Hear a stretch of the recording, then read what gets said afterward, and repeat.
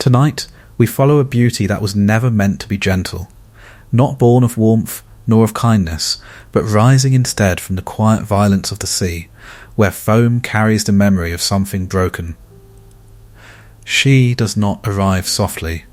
She is seen, and the world is no longer the same. Because from the moment she appears, something enters existence that cannot be undone. Desire, and once it begins, nothing remains untouched. If this kind of storytelling brings you inner peace, feel free to like the video and subscribe, but only if it truly brings you peace. And let me know in the comments, where in the world are you listening from, and what time it is for you right now. It's always strangely comforting to know who else is out there closing their eyes to the same story. So settle in, let the world grow quiet, and let's dream together for a while. Before beauty was seen, it existed without consequence. The world moved in balance, vast, enduring, untouched by longing. The sea rose and fell without desire. The sky stretched without need. Even the gods, in their power, did not yet know the quiet unrest that comes from wanting what is not already theirs. There was form, there was presence, but there was no pull, nothing that reached beyond itself until something broke. Not gently, not with intention, but with a violence that did not end when it was done. A severing, a casting away. Something cast into the sea, not dead, not alive, but unresolved. And the sea does not forget. It receives, it transforms, it returns. Foam gathered where the water churned, not as random motion, but as something forming, something taking shape where it should not, where nothing like it had existed before. And from that movement, she emerged. Not as a child, not as something growing, but as something already complete. A presence that did not learn the world, but entered it fully formed. She did not open her eyes slowly, she did not search. She simply was. And in her being, something shifted. The world did not change in form, but in feel. For the first time, something could be seen and desired, not for what it did, not for what it meant, but simply for what it was. And this was new, dangerously new, because desire does not remain still. It moves, it reaches, it unsettles what was once enough. The sea continued to rise and fall. The sky remained above. The gods still held their places. And yet, something had entered the world that would move through all of them. Quietly. Inevitably. She did not speak. She did not claim. But wherever she was seen, something began. Not love. Not yet. But the beginning of it. And something else as well. The possibility that what is seen might never be enough to simply behold. That it must be held, possessed, kept. And in that possibility, something fragile entered existence. Something that would shape gods and mortals alike. Not through force, but through longing. She stood at the edge of the sea, unclaimed, unquestioned, ununderstood, and already the world was leaning toward her, not knowing why, not yet understanding what it meant, only that something had arrived, and nothing, from that moment forward, would remain untouched. To its depths, not as life, not as death, but as something unresolved. A fragment of violence, severed from its origin, cast away in an act that did not end with the act itself. It sank, not quickly, not heavily, but with a strange stillness, as though the sea itself had paused to take it in. And then it began. The water did not remain unchanged, it stirred, not in the way of storms, nor with the restless motion of wind, but with something more contained. A gathering. A quiet concentration of movement where nothing had been meant to gather at all. Foam rose. At first, it was nothing, only the surface breaking, reforming, dissolving again into itself. But the sea is not empty. What it holds, it alters. The foam thickened, it lingered where it should have vanished. It shaped itself without guidance, without intention, as though something within it was remembering a form that had never existed before. This is how she begins, not as birth in the human sense, not as something growing from nothing, but as something emerging from what has already been broken. A transformation, not a creation. The sea does not give life, it returns what it has changed. And what it returned was not simple.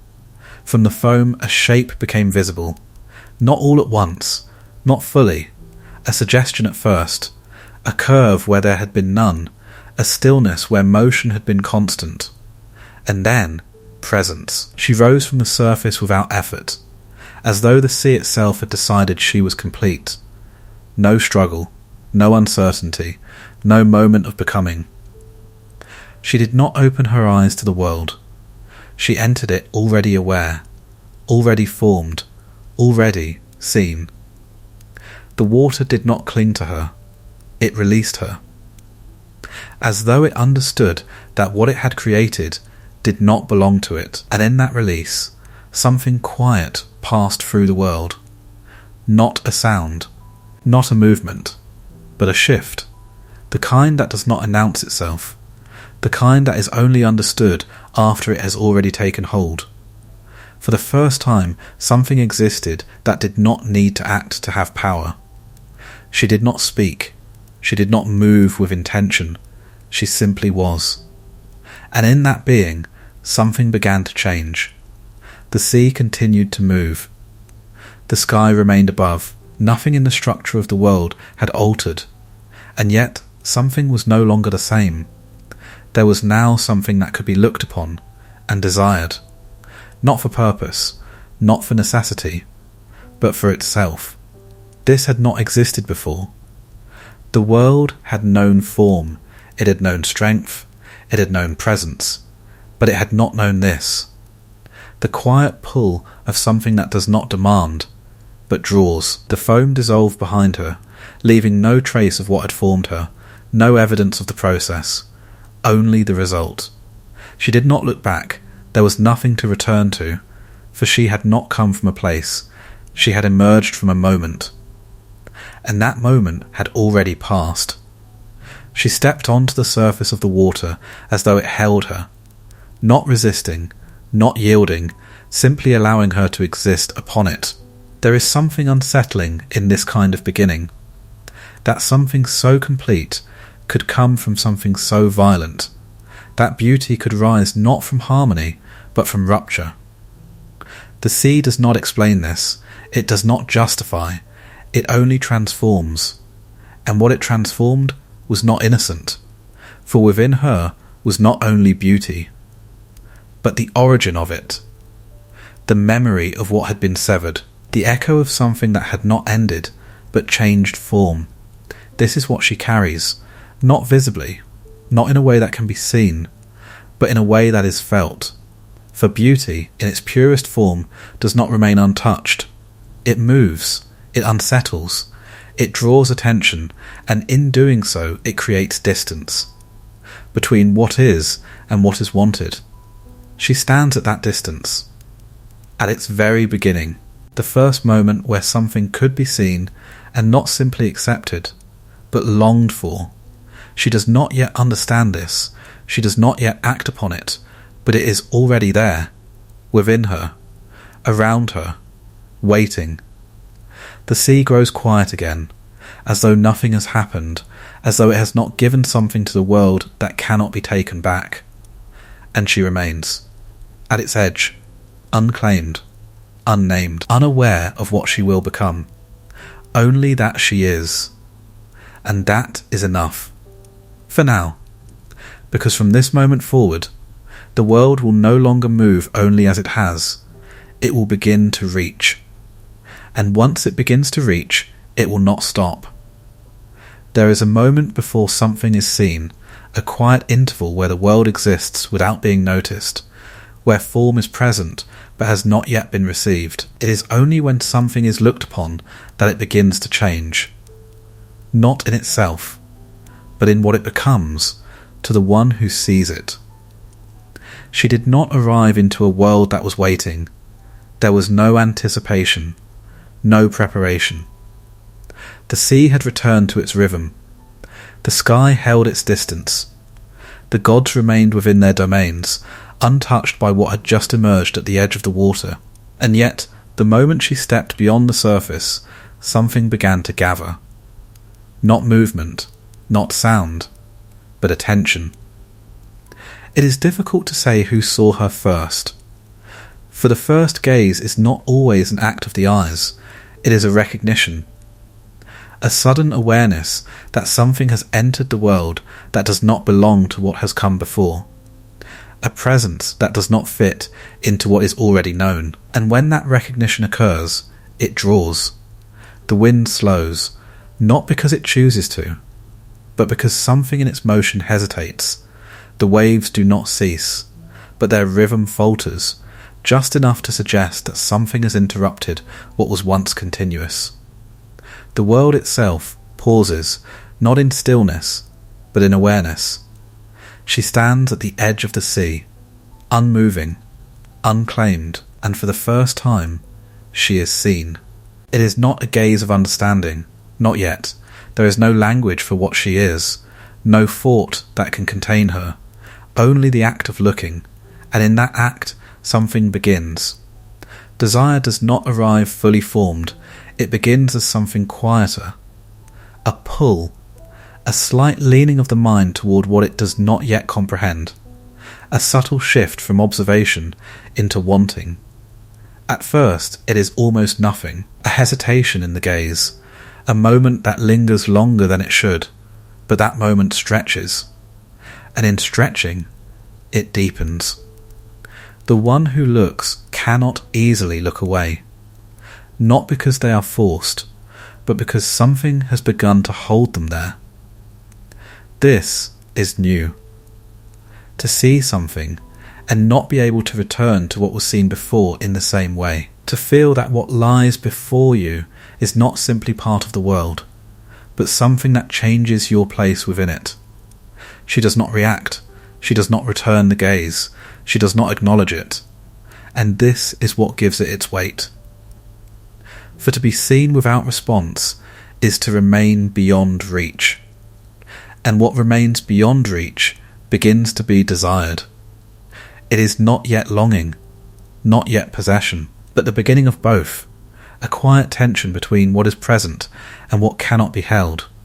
The gods begin to notice, not all at once, not with urgency, but gradually as the awareness spreads. A presence at the edge of the world that does not belong to any domain, not claimed by sky, not rooted in earth, not bound to the depths, something that exists and yet is not contained. They look upon her, and for the first time even they feel it. Not power, not threat, but something more elusive, something that does not challenge but unsettles, for they are accustomed to control, to dominion, to knowing their place within the structure of the world. But this cannot be controlled. It does not yield.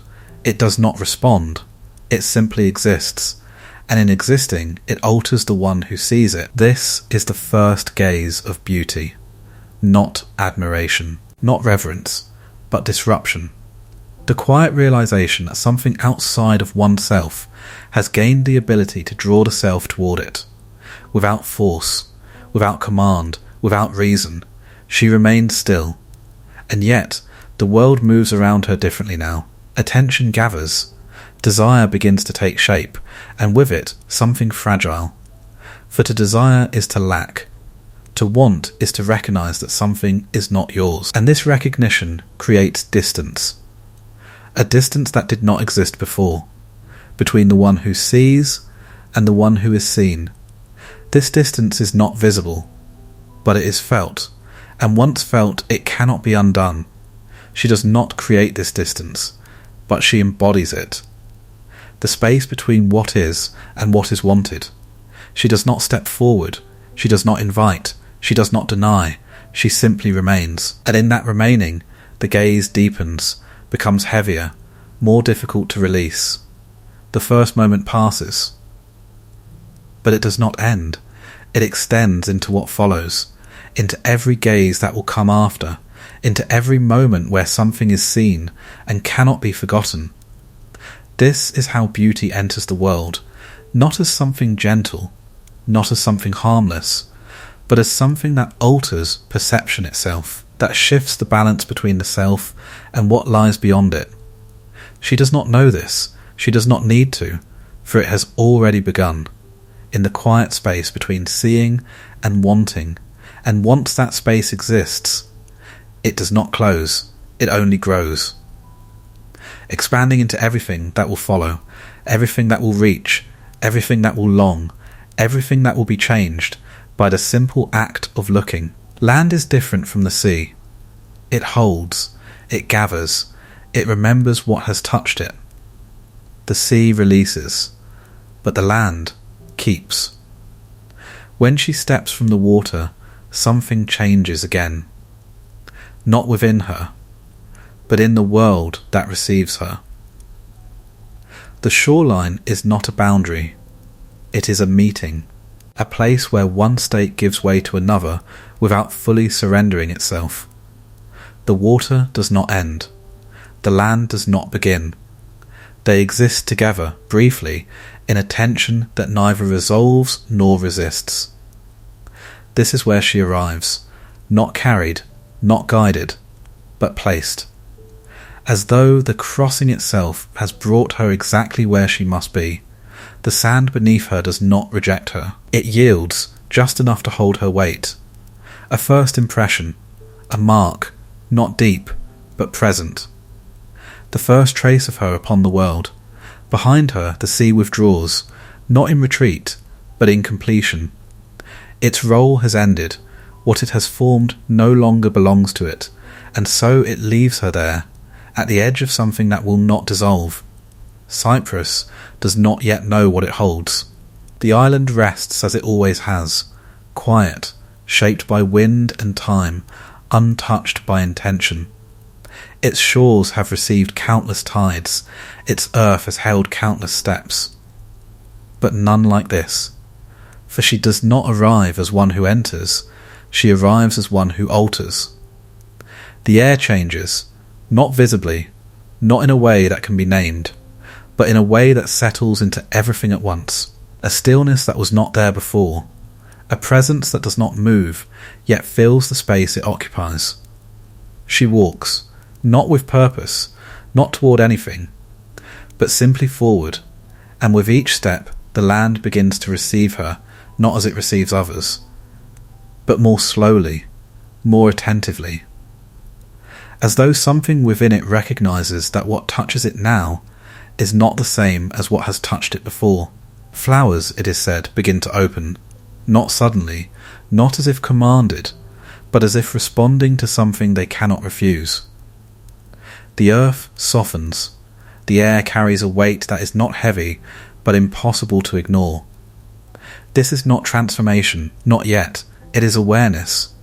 The land becomes aware of her, and in that awareness it begins to change. She does not notice, she does not look down, she does not observe what follows in her wake, for she is not reacting, she is not becoming, she already is. It is the world that is adjusting. The shoreline fades behind her, the sea becomes distant, not in presence, but in relevance. What lies ahead is not water, not movement, but something else, something that holds, something that remains. And for the first time she enters a place where what is touched does not immediately disappear. This is where consequence begins. The sea transforms and releases. But the land remembers, every step she takes remains, in some quiet way, within it, not as a visible mark, but as something altered, something that cannot return to what it was before. This is the difference between emergence and arrival. To emerge is to come into being, to arrive is to begin to affect what surrounds you, and she has arrived. The island does not resist her, It does not question. It does not attempt to contain what it cannot understand. It simply receives. And in receiving, it becomes the first place where her presence settles, not permanently, but meaningfully.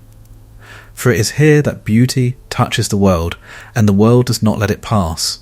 It holds it, reflects it, begins quietly to respond to it. There is a softness to this moment, but not innocence, for what begins here is not gentle, it is subtle, and subtle things often move the deepest. She continues inland. The sound of the sea fades further. The rhythm of the waves no longer surrounds her. She is no longer something emerging. She is something present, something within the world. And the world begins to bend, however slightly, around that presence, not in submission, but in response. This is the first place that belongs to her. Not by claim, not by decree, but by contact. By the simple fact that she has stepped upon it, and it has changed. Cyprus will be remembered as her shore, not because she chose it, but because it received her first, because it held what the sea released, because it became the place where beauty did not pass through, but remained, and in remaining began to shape what followed. She does not look back. There is nothing behind her that can call her, only what lies ahead, only the world that has not yet fully understood what has entered it, but is already beginning to feel it. With each step, the distance between what was and what is becoming grows wider, and the land beneath her carries that distance forward, holding it, keeping it, becoming something else, simply because she has arrived. The gods do not often look twice. They see, they understand, and then they move on. For little within the world surprises them. They exist above its changes, beyond its uncertainties. What unfolds beneath them is known, or becomes known quickly enough. But this does not settle so easily. At first it is only a disturbance, not in the sky, not in the earth, but in attention itself. Something has entered the world that does not behave as it should. It does not take a place. It does not declare a function. It does not align with what already exists. And yet, it draws. The gods begin to feel it, not as a call, but as a quiet pull, a shift in awareness that does not belong to their will. They turn, not all at once, not together, but one by one, as though something has reached them separately, yet with the same effect. Their gaze falls upon her, and for a moment they do not speak. There are no words for what stands before them, not because it is beyond language, but because language has not yet been shaped to hold it. She does not stand as they do. She does not carry the weight of domain or power in the way they understand it. There is no storm within her, no fire, no force that can be measured, and yet something within them shifts. This is the first recognition, that power does not always arrive as strength, that it can exist, without asserting itself, without declaring, without needing to act. She does nothing, and still she alters them. This is what unsettles. For the gods are accustomed to control, to knowing the limits of what stands before them, to understanding how one force meets another. But this cannot be met, it cannot be opposed, it cannot be contained, it does not push, it does not resist, it simply exists. And in existing, it changes the one who sees it. Some feel it as admiration, a quiet pause in their certainty. Others feel something sharper, attention, a recognition that what stands before them has introduced something new, and that they do not yet understand its consequences. For to see her is not a neutral act, it carries with it something else. A slight imbalance, a leaning of the self toward what is seen, a subtle departure from the stillness that once defined them. This is not force, this is influence, and influence cannot be easily undone. She does not seek their attention. She does not hold it deliberately. But it gathers around her all the same, as though something within her has already begun to reach outward, not actively, but inevitably.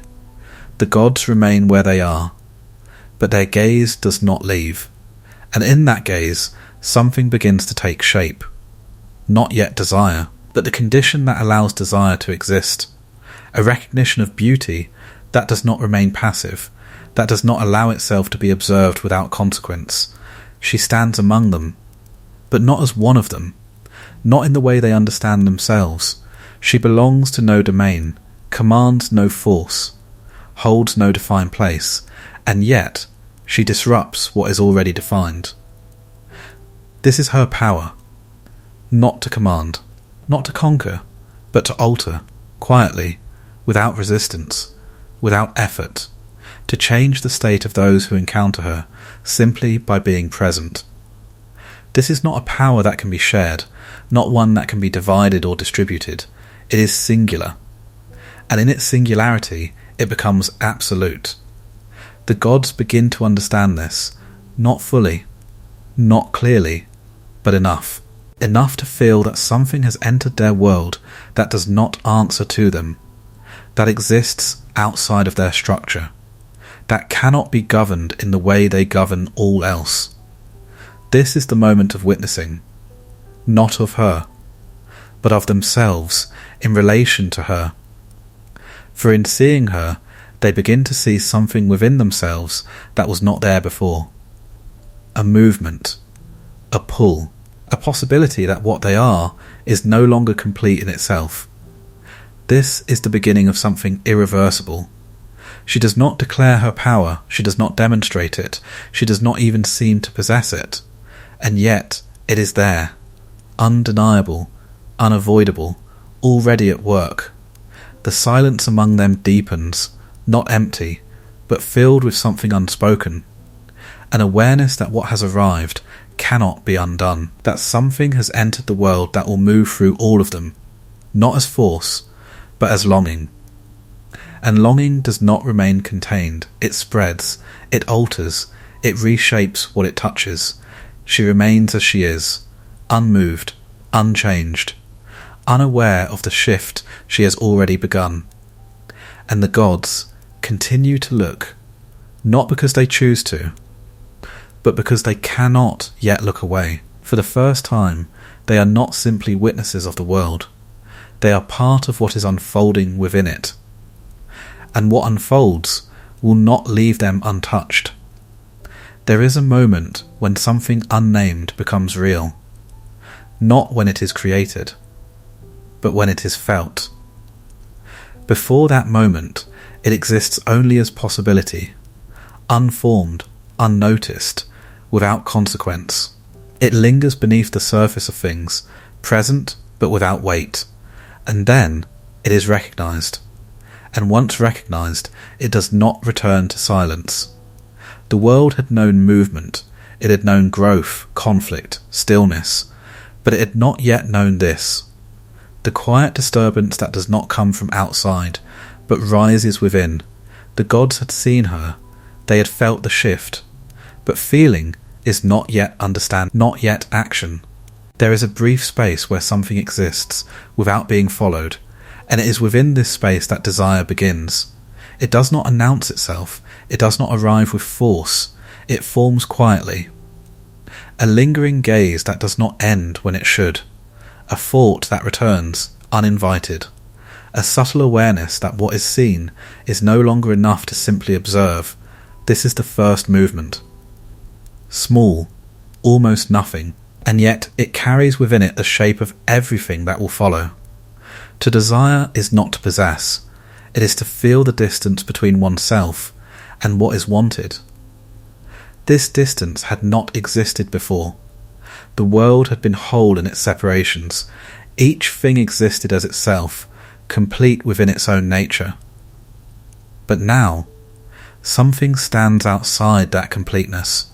Something draws the self toward it, not through command, not through necessity, but through absence, a recognition that something is not yours, and that it might be wanted. This is where desire takes form, not in the object, but in the space between.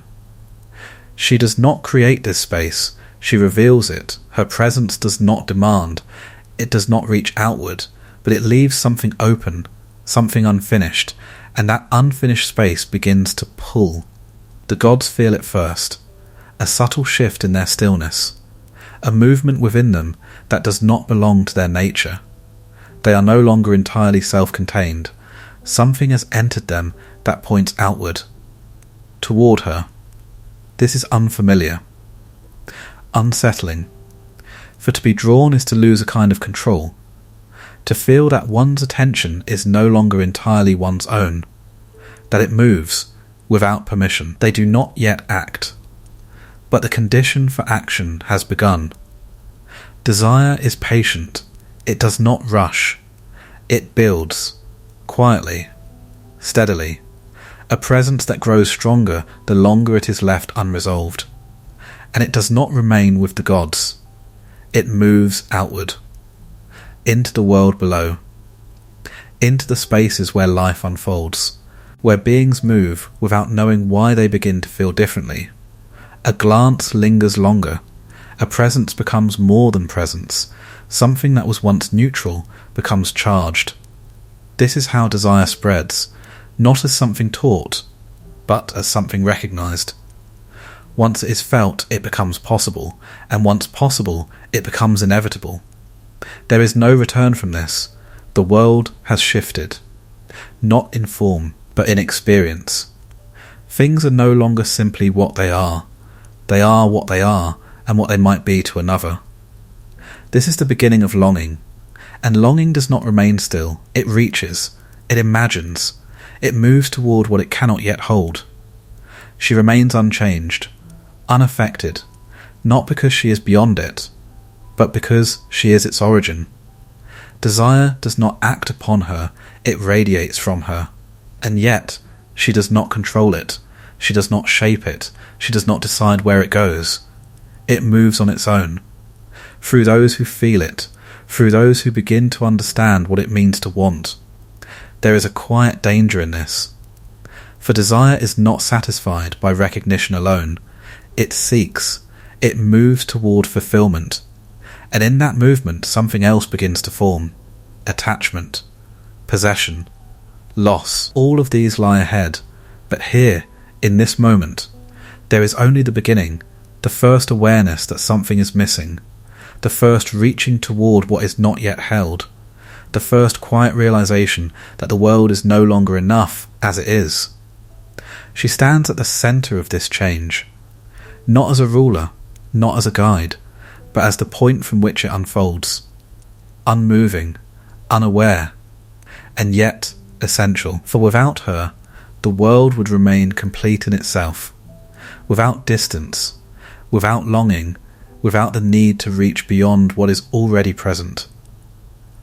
But now, the reaching has begun, and it will not end. It will move through gods and mortals alike, through love, through conflict, through creation and destruction. All of it beginning here, in the quiet space between seeing and wanting, where something invisible takes hold, and becomes impossible to release. There is a moment when something unnamed becomes real, not when it is created, but when it is felt. Before that moment it exists only as possibility, unformed, unnoticed, without consequence. It lingers beneath the surface of things, present but without weight. And then it is recognized, and once recognized, it does not return to silence. The world had known movement, it had known growth, conflict, stillness, but it had not yet known this, the quiet disturbance that does not come from outside, but rises within. The gods had seen her, they had felt the shift, but feeling is not yet understanding, not yet action. There is a brief space where something exists without being followed, and it is within this space that desire begins. It does not announce itself, it does not arrive with force, it forms quietly. A lingering gaze that does not end when it should, a thought that returns, uninvited. a subtle awareness that what is seen is no longer enough to simply observe. This is the first movement. Small, almost nothing, and yet it carries within it the shape of everything that will follow. To desire is not to possess, it is to feel the distance between oneself and what is wanted. This distance had not existed before. The world had been whole in its separations. Each thing existed as itself, complete within its own nature. But now, something stands outside that completeness. Something draws the self toward it. Not through command, not through necessity, but through absence. A recognition that something is not yours, and that it might be wanted. This is where desire takes form. Not in the object, but in the space between. She does not create this space, she reveals it. Her presence does not demand, it does not reach outward, but it leaves something open, something unfinished. And that unfinished space begins to pull. The gods feel it first, a subtle shift in their stillness, a movement within them that does not belong to their nature. They are no longer entirely self-contained. Something has entered them that points outward, toward her. This is unfamiliar, unsettling. For to be drawn is to lose a kind of control, to feel that one's attention is no longer entirely one's own, that it moves without permission. They do not yet act, but the condition for action has begun. Desire is patient, it does not rush, it builds, quietly, steadily, a presence that grows stronger the longer it is left unresolved. And it does not remain with the gods, it moves outward, into the world below, into the spaces where life unfolds, where beings move without knowing why they begin to feel differently. A glance lingers longer, a presence becomes more than presence, something that was once neutral becomes charged. This is how desire spreads, not as something taught, but as something recognized. Once it is felt, it becomes possible, and once possible, it becomes inevitable. There is no return from this. The world has shifted, not in form, but in experience. Things are no longer simply what they are. They are what they are, and what they might be to another. This is the beginning of longing, and longing does not remain still. It reaches, it imagines, it moves toward what it cannot yet hold. She remains unchanged, unaffected, not because she is beyond it, but because she is its origin. Desire does not act upon her, it radiates from her, and yet she does not control it. She does not shape it. She does not decide where it goes. It moves on its own, through those who feel it, through those who begin to understand what it means to want. There is a quiet danger in this, for desire is not satisfied by recognition alone. It seeks, it moves toward fulfillment. And in that movement, something else begins to form. Attachment, possession, loss, all of these lie ahead. But here, in this moment, there is only the beginning, the first awareness that something is missing, the first reaching toward what is not yet held, the first quiet realization that the world is no longer enough, as it is. She stands at the center of this change, not as a ruler, not as a guide, but as the point from which it unfolds, unmoving, unaware, and yet essential. For without her, the world would remain complete in itself, without distance, without longing, without the need to reach beyond what is already present. But now, the reaching has begun. And it will not end. It will move through gods and mortals alike, through love, through conflict, through creation and destruction, all of it beginning here, in the quiet space between seeing and wanting, where something invisible takes hold and becomes impossible to release. Desire begins as a distance, a quiet space between what is and what is wanted, but it does not remain there. It moves, it deepens, and in that deepening it becomes something else, not simply a pull, not simply a longing, but a condition that begins to shape the one who feels it. This is where love begins, not as a feeling, but as a transformation. For desire reaches outward, but love changes inward. The world had begun to feel her presence, to respond to it, to move toward what it could not hold. But something within that movement began to linger, to remain, even when the object of desire was no longer in sight. A thought that does not leave, a presence that continues within absence, a quiet persistence that does not dissolve. This is not desire alone. This is something slower, more enduring, more difficult to release. The gods begin to experience it. Not all in the same way. For love does not act equally. It does not settle into a single form. It moves differently through each being it touches. For some, it remains close to desire, a longing that seeks fulfillment, that moves quickly, that burns and fades. For others, it becomes something heavier, a presence that remains even when it is not wanted, a condition that does not yield to reason or control. This is what makes it unfamiliar, for the gods are not accustomed to being altered from within.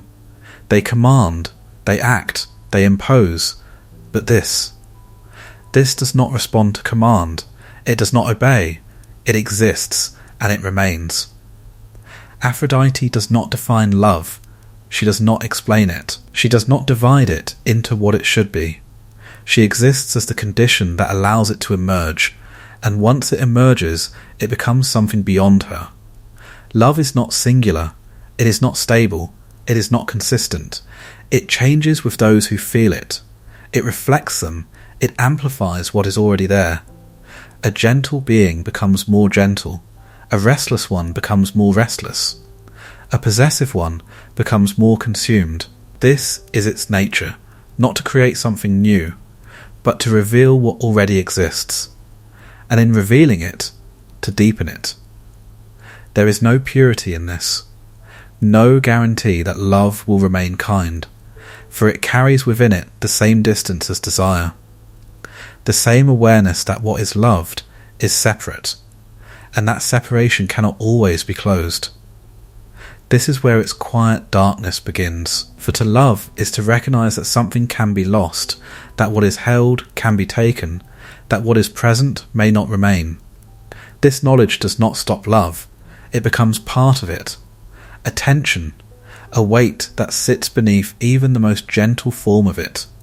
Aphrodite does not remove this, she does not soften it, she allows it to exist as it is, whole, unresolved.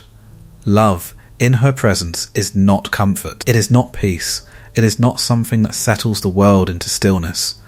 It moves, it disrupts, it alters, it creates bonds that did not exist, and in doing so creates the possibility of their breaking. This is why it cannot be contained, why it moves beyond gods and into mortals, why it does not remain within one form, one meaning, one outcome.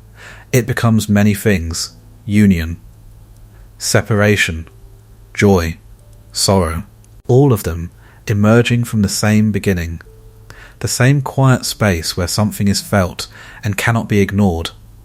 She stands within all of this, not as its ruler, not as its judge, but as its origin, the point where the first movement occurred, where desire first became something more, and began to change what it touched. There is a stillness in her, unchanged by what unfolds around her, for she does not experience love as others do. She does not lose herself within it. She does not become bound by it.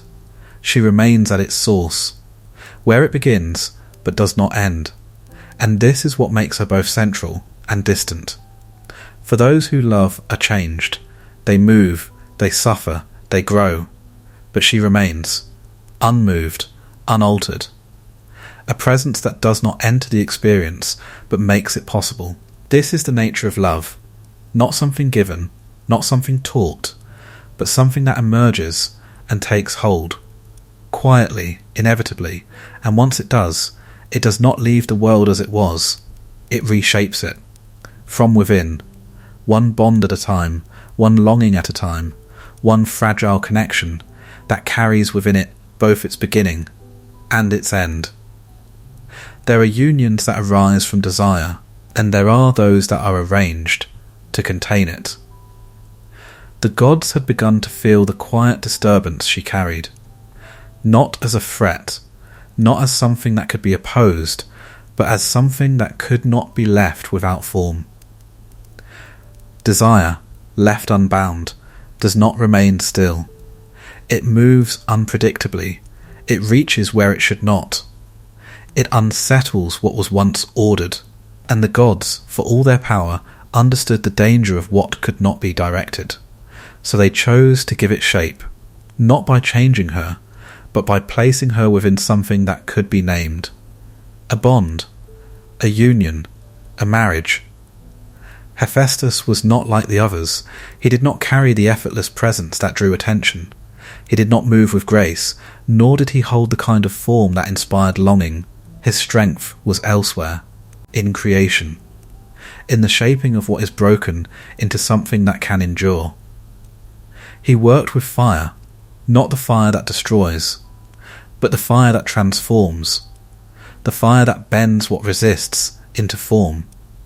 It is perhaps for this reason that he was chosen, not as a reflection of her, but as a contrast. Where she was effortless, he laboured. Where she existed as presence, he existed as process. Where she was seen, he remained often unseen, and yet he created what others could not.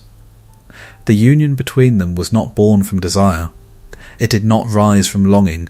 It was decided, placed into existence as one places a structure upon uncertain ground, a way to hold something that could not otherwise be contained. She did not resist, but neither did she move toward it. There was no hesitation, no acceptance, only stillness, as though the act of binding her to another did not reach her in the way it was intended. For marriage, as the gods understood it, was a joining, a mutual presence, a shared state. But this was something else, a connection without movement, a bond without longing. Hephaestus received her, not as one who claims, but as one who is given something he did not seek. There is a quiet weight in this, for to be given what cannot return your presence is to stand within something incomplete. He did not reject her, he did not turn away, he accepted the union, and in that acceptance something silent settled between them. Not conflict, not harmony, but absence. The absence of what should have been there. She remained as she was, unchanged, unmoved. Her presence did not shift toward him, it did not settle into the bond that had been created. She existed beside it, within it, but not of it. This is the nature of a union without desire. It holds form, but not connection. It exists, but it does not deepen. The gods had sought to contain her, to place her within something that could define her presence, but they had misunderstood something essential, that what she is does not remain where it is placed. That desire cannot be bound by structure alone. That love cannot be created through decision. It must emerge, or it does not exist at all. Hephaestus continues his work. The fire still bends beneath his hands, the forge still glows.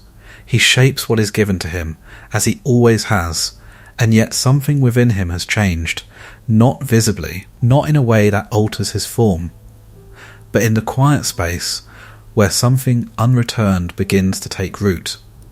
He does not speak of it, he does not act upon it, but it remains. The awareness that what stands beside him does not belong to him, and never will. She walks within the halls of the gods, unclaimed even within the claim, unbound even within the bond, for what she carries cannot be contained by agreement. It moves where it will, it settles where it chooses, and sometimes it does not settle at all. This marriage is not an ending, it is a beginning of another kind. A recognition that structure alone cannot hold what she is. That desire, once it has entered the world, cannot be directed without consequence. that even the gods cannot shape it into something obedient. She remains, as she was, untouched by the bond that surrounds her, and in that quiet distance, something begins to form, not yet seen, not yet spoken, but inevitable. For where there is a union without desire, there will always be something that seeks it elsewhere, and once that seeking begins, it will not remain hidden for long. Not all unions carry warmth. Some exist in stillness, in structure, in form that holds, but does not deepen. The bond between them remains, unbroken, unquestioned, and yet untouched. There is no conflict between Aphrodite and Hephaestus, no visible fracture, no words that disturb the quiet of what has been arranged. But beneath that quiet, something is absent. And absence has its own weight. Hephaestus continues as he always has. The forge breathes with its steady rhythm. Fire bends to his hands. Metal yields, reshaped into something enduring, something that will outlast the moment of its creation. He understands transformation. He understands how something can be altered. Through pressure, through heat, through time. But this does not respond to any of those. Aphrodite does not resist him. She does not reject. But she does not move toward him either. She remains beside him as something complete in itself, closed, not in refusal, but in nature. There is no reaching in her, no extension of presence that seeks to meet his, and so the space between them remains, uncrossed. This is the quiet truth of love without desire.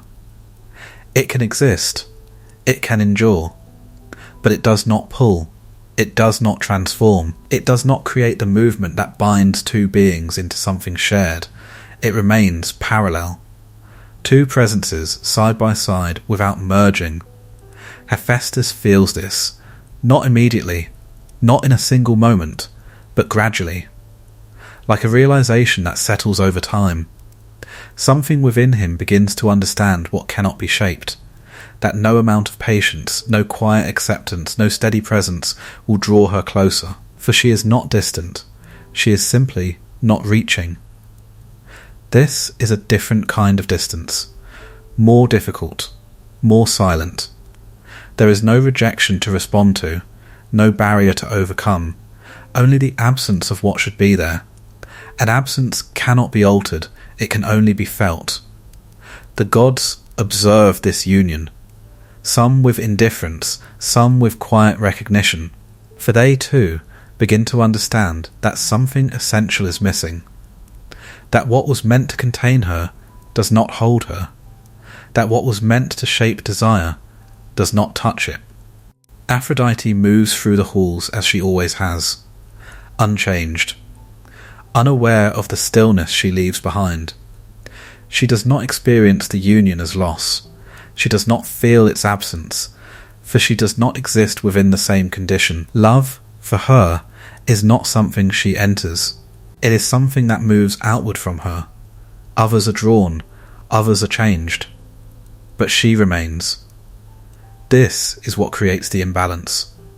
For Hephaestus stands within something that asks for connection, while she exists beyond that need. And in that difference, something begins to fracture. Not outwardly, not yet, but within. A quiet awareness that what is shared is not truly shared, that the bond exists, but the feeling does not. This is where longing begins to shift, to turn. For desire, when unmet, does not disappear. It moves. It searches for another place to settle, another presence that might return what is given. And where there is no desire within a union, there will always be a space left open, a space that invites something else to enter. This is not betrayal, not yet. It is the natural movement of something that cannot remain unfulfilled, like water finding its path, like fire seeking something to consume. Desire does not remain where it is not returned. It travels. Aphrodite does not notice this shift, or if she does, it does not hold her, for she is not bound by what unfolds within the union, she stands outside of it. even as she exists within it. This is the quiet paradox, to be joined and yet untouched, to be present and yet unreachable. Hephaestus remains. He does not withdraw, he does not confront, he continues as he always has, but something within him has altered, not broken, not yet, but aware of the distance that cannot be crossed, of the silence that cannot be filled, of the presence that does not return his own. And this awareness settles into him, like weight, unspoken, unresolved, unavoidable. Love without desire does not end in flame. It does not collapse in chaos. It remains. And in remaining, it creates a quiet emptiness, a stillness that waits for something to disturb it, for something to enter the space that has been left open. And that moment, though not yet seen, is already approaching. For where desire has no place to settle, it does not fade. It finds another path. And once it does, the silence will not remain. Desire does not remain where it is unanswered.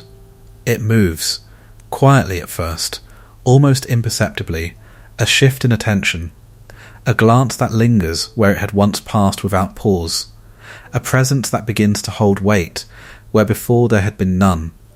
It does not announce itself, it finds its way. The space within her union had already opened, not through conflict, not through rupture, but through absence, and absence invites, not deliberately, not with intention, but inevitably. Aries does not belong to stillness. He does not wait. He does not observe the world from a distance. He enters it, with force, with immediacy, with a presence that does not hesitate. Where Hephaestus shapes slowly, patiently, Aries acts. He moves without reflection, without pause between impulse and action, and it is perhaps this that draws the contrast into alignment. For where stillness held no response, movement does. Aries sees her, not as the others do, not with hesitation, not with quiet recognition, but directly, fully, without distance. And in that directness, something answers. She does not turn away. She does not remain untouched. For the first time, the distance that defines her begins to close, not completely, not permanently, but enough. Enough for desire to take form, not as absence, but as exchange. This is the difference. Desire, when returned, becomes something else, something active, something that moves between two presences rather than remaining suspended between them. Their meeting is not announced. It does not belong to the open spaces of Olympus. It exists in the unseen, in moments that pass without witness, in places where attention does not settle. This is where desire becomes secret, not because it must hide, but because it exists outside the structure that has been placed around her. The bond remains, the marriage stands, but this moves beyond it, not in defiance, but in inevitability, for what cannot exist within one form will emerge in another. Aries does not question, he does not weigh consequence, he does not consider what binds her elsewhere. He moves toward what is present, and what is present responds. There is no stillness here, no absence, no quiet distance that remains untouched. There is motion, immediate, uncontained, and in that motion something takes shape that could not exist before. A connection that is not built, not arranged, but formed in the moment it is felt. This is what the gods had sought to contain, not the presence of beauty, but the movement it creates, and here it moves freely, without structure, without permission, without restraint. Their union is not gentle, not in the way that seeks to endure. It is immediate, intense, existing fully in the moment it occupies, and yet it does not remain visible. For what exists outside of structure must also exist outside of sight. The secrecy is not planned, it is natural. For what cannot be held within the order of things slips between it. The halls of the gods remain unchanged, the world continues as it has, but beneath that continuity something has shifted again. A second movement of desire, not as potential, but as action, not as distance, but as crossing, Hephaestus does not yet see. But the absence he felt begins to take form elsewhere. The space that remained unfilled is no longer empty, it has been entered, not by him, and not within the bond that was given, but beyond it. This is how desire reveals itself, not through declaration, but through movement, through the quiet redirection of what cannot remain still. Aphrodite does not choose this as a rejection. She does not measure it against what she has been given. She simply moves where desire moves. And desire, by its nature, does not remain confined. Ares does not seek to possess. He does not seek to bind. He enters the moment and exists within it fully, and this is enough, for now. But moments do not remain untouched. What exists in secrecy does not remain without consequence. It gathers, it deepens, it moves towards something that cannot remain hidden forever. For even what is unseen leaves a trace, even what is unspoken begins to take shape, and somewhere, in the quiet, patient world of form and structure, something is already beginning to notice. Not the act, not the presence, but the shift. The subtle change in what once remained still. And when stillness is broken, it does not return easily. The secret remains. For now, unseen, unnamed, but not without weight, for what has begun has already crossed a boundary. And once crossed, it does not return to where it was. It moves forward, toward what must eventually be revealed. There are things that remain hidden until they no longer can, not because they are revealed, but because they begin to alter what surrounds them. Secrecy does not exist in isolation. It moves. It shifts the balance of what is seen and unseen until something in that balance begins to fracture. Hephaestus does not watch in the way others do. He does not follow movement. He does not linger on what passes beyond his forge, but he understands form, and form, when it changes, leaves traces, subtle, almost imperceptible, but present. The absence he once felt does not remain empty. It takes shape, not in sight, but in awareness. A quiet understanding that something is no longer as it was, that the stillness which defined his union has been disturbed. He does not confront, he does not question. He turns instead to what he knows, creation, but this time not to shape, to reveal. The net is not forged as a weapon, not in anger, not in haste. It is made with precision, carefully, deliberately. Each thread placed with intention, each connection formed with quiet certainty. Invisible. Light enough to go unseen, strong enough to hold what cannot be held. This is the nature of his craft, to make something that reveals what would otherwise remain hidden. He does not seek to stop what has begun. He does not attempt to undo what has already crossed its boundary. He creates something else, a moment, a space where what exists in secrecy can no longer remain so. Aphrodite and Ares continue as they have, unaware, or perhaps unconcerned. For desire, when it moves freely, does not look toward consequence. It exists within the present, fully, completely, without hesitation, and it is in that presence that they are caught, not suddenly, not violently, but inevitably. The net does not fall, it closes, quietly, without resistance, without warning. One moment there is freedom, the next there is form, a structure that cannot be broken, a shape that cannot be escaped. They are held, not by force, but by something more enduring, something crafted to reveal rather than to restrain. Hephaestus does not rush, he does not shout, he does not act with the urgency that might be expected. He stands before what he has created, and within that creation, the truth becomes visible.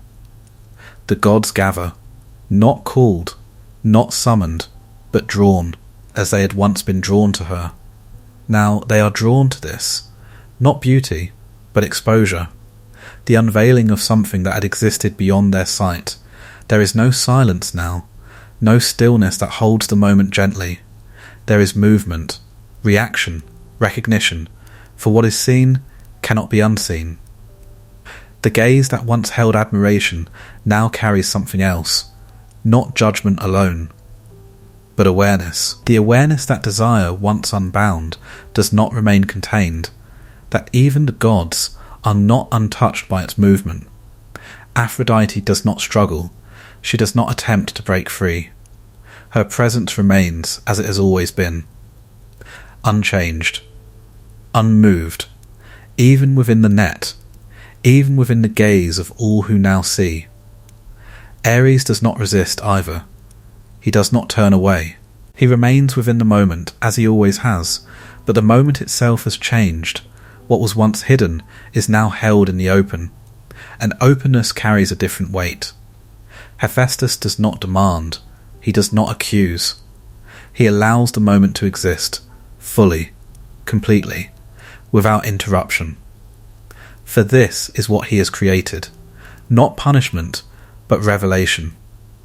The net does not shame by force, it reveals what already exists. And in that revelation, shame begins to take form, not within her, not within Ares, but within the gaze of those who witness. For shame is not born from the act itself, it is born from being seen, from the awareness that what was private now belongs to all. The gods do not intervene, they do not resolve, they observe, as they had observed her before. But this time, what they see is not untouched. It carries consequence. It carries the weight of what desire becomes when it is no longer hidden. The net holds, unyielding, not as a prison, but as a mirror, reflecting what has taken place, without distortion, without mercy, without concealment. And within that reflection, something shifts again. Not in her, not in Ares, but in the world that watches. For desire, once seen in its fullness, cannot return to innocence. It cannot be imagined as harmless. It cannot be separated from what it creates. Exposure does not end it, but it changes it. It adds to it a new dimension, a new awareness. The moment lingers, longer than it should, longer than comfort allows, and then it begins to pass. As all moments do, the net will open, the gaze will turn away, the world will continue. But something has been marked, something has crossed into visibility that cannot be unseen. Hephaestus remains, not victorious, not defeated, only present, as the one who has shaped what could not remain hidden. And Aphrodite remains as she has always been, untouched, even by exposure, even by the gaze of all. For what she is does not change, only what surrounds her does, and what surrounds her now will never return to what it was before. There are forces that do not align, not because they oppose each other openly, but because they move in different directions. Passion does not ask, it does not wait, it does not measure consequence before it moves. It exists in immediacy, in the fullness of a moment that does not consider what lies beyond it. Honour is different. It holds, it remembers, it carries weight beyond the present. It is shaped by what has been promised and what must be upheld. These two do not meet easily. They do not share the same ground, and when they do intersect, something must give. The revelation has passed, the net has opened, the moment of exposure has settled into silence. But silence does not erase what has been seen. It absorbs it, carries it forward. The gods return to their places, the world resumes its movement, and yet something remains, not visible, but present, attention, quiet, unresolved. Hephaestus returns to his forge, the fire burns as it always has, metal bends beneath his hands, but the rhythm is not the same, not because his craft has changed, but because something within him has. He has seen, not imagined, not suspected, but known, and knowledge does not disappear, it settles, deep, unmoving. There is no outburst, no act of retaliation, only a stillness that carries more weight than anger. For honour does not always speak. It remains, it endures, it holds what has been broken without seeking to restore it. Aries does not carry this weight. He does not remain in the moment that has passed. He moves forward, as he always does. For passion does not linger in consequence. It does not return to what has already unfolded. It exists in the next moment. And the next. Unburdened by what has been revealed. This is its nature, to act, to feel, and then to move on. Aphrodite stands between these two conditions, not as a balance, but as their origin. She does not choose between passion and honour. She does not measure one against the other. She exists beyond the conflict they create, and yet she is the reason it exists at all. For without her, passion would not move as it does, and honour would not be tested as it is. She does not carry shame. She does not carry guilt. These are not her conditions. They belong to those who are shaped by consequence. She remains as she was, unchanged. And this deepens the divide, for where passion moves freely and honour holds firmly, her stillness becomes something else, a presence that does not resolve what has been broken, but leaves it as it is. This is where the tension grows, not in action, but in contrast. Hephaestus continues, Ares moves on, and she remains, untouched by both. The gods observe this quietly, for they understand something now that was not clear before. That desire does not align with order, that passion does not answer to honour, that what moves within one may stand in conflict with what defines another. There is no resolution offered, no judgment that settles the imbalance, only the recognition that both exist, and that neither can fully overcome the other. This is the nature of the world now, not unified, not contained, but divided in ways that cannot be undone. Passion will continue to move, unrestrained, seeking only itself. Honour will continue to hold, unyielding, carrying what must be carried, and between them there will always be a space where something has been broken and does not return to wholeness, a space where choice becomes consequence, and consequence does not erase the choice that created it. She stands within that space, not to bridge it, not to mend it, but as the presence that made it possible. There is a quiet inevitability in this, for once passion has been felt, and once honour has been tested, the world cannot return to simplicity. It cannot return to a state where one exists without the other. They will continue, together and apart, shaping what follows, without resolution, without end. And perhaps this is what remains. Not the act, not the exposure, but the tension that follows. The quiet understanding that some forces cannot be reconciled, that some truths do not settle into harmony, and that what begins in desire does not always find its place in what must be upheld. She does not resolve this, she does not need to, for it will continue. Through every bond, through every choice, through every moment where something is felt, and something else must be preserved.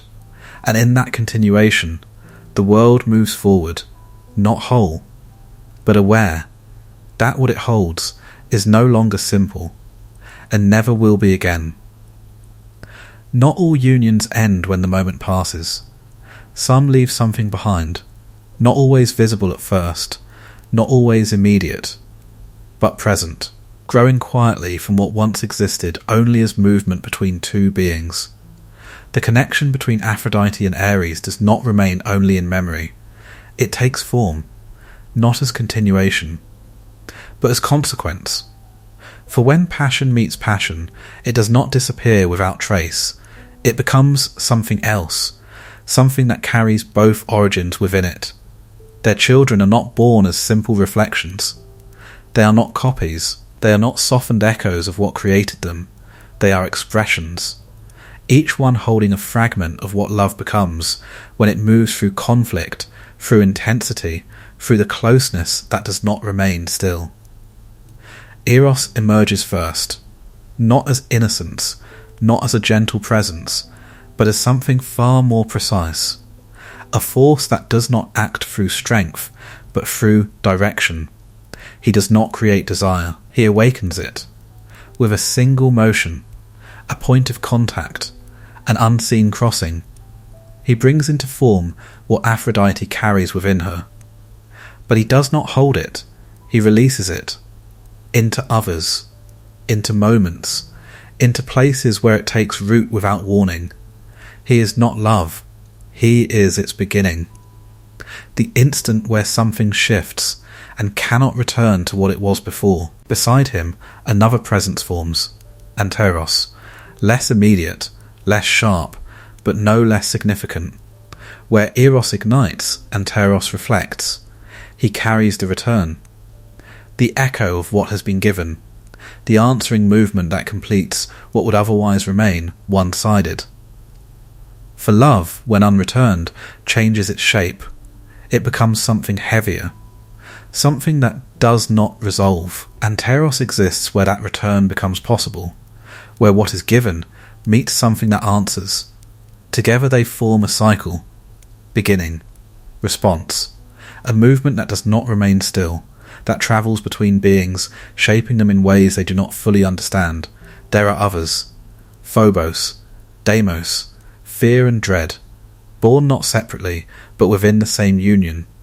For where love meets war, something darker emerges as well, a recognition that what draws close can also threaten, that what is desired can also be lost. They do not exist outside of love, they exist within it, as shadows, as reminders. That closeness carries risk, that attachment carries the possibility of rupture. They move beside Ares, as constant presences, not interrupting, not resisting, but accompanying. As fear accompanies desire, as dread follows what cannot be controlled. Harmonia is different, quieter, less immediate. She does not carry the force of beginning, nor the weight of fear. She exists where something settles, where opposites meet and do not destroy each other. But this is fragile, for harmony is not the absence of conflict, it is the temporary balance between it, a balance that can shift, that can break, that can dissolve as easily as it forms. She carries this quiet instability, the possibility that what is held together may not remain so. These children do not exist apart from what created them.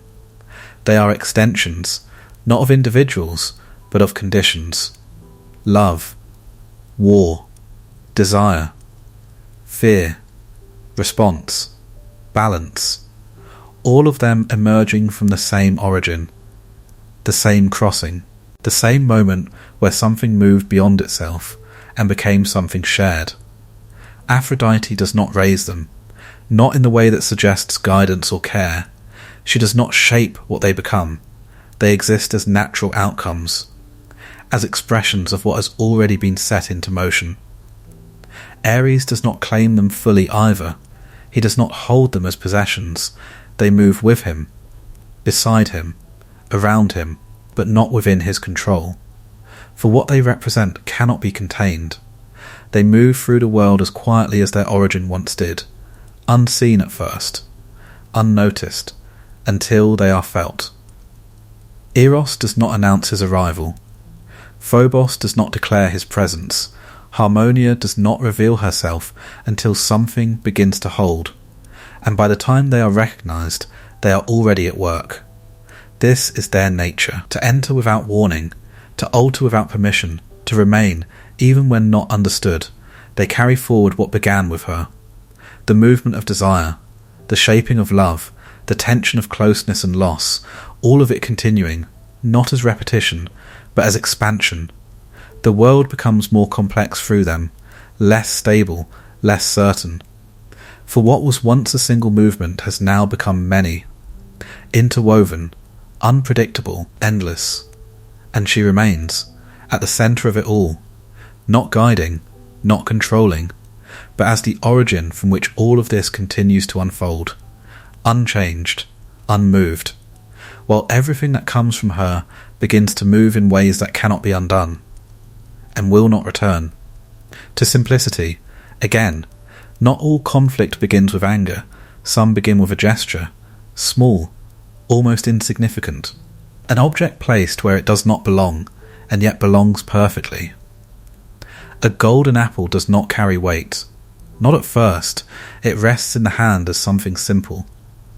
Smooth, bright, complete within its form. But meaning is not held in the object, it is placed upon it. And once placed, it cannot be removed. The gathering was not meant to be disrupted. A celebration, a union, a moment where the gods assembled not in tension, but in shared presence. There was order, there was balance, each presence held within its place. Nothing reached beyond itself. Nothing disturbed the quiet structure of what had been arranged. And then, something entered. Not loudly, not with force, but with intention. Eris does not create chaos. She reveals where it already waits. She does not arrive to destroy. She arrives to place something into the world that cannot remain neutral. The apple appears, set among the gods, golden, unmarked except for the words it carries.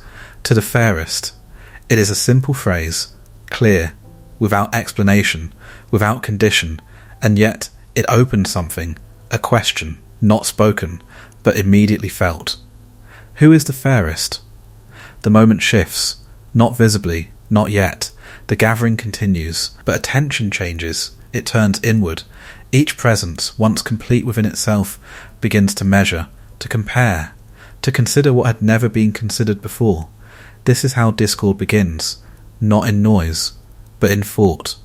A quiet turning of awareness toward the self, in relation to others.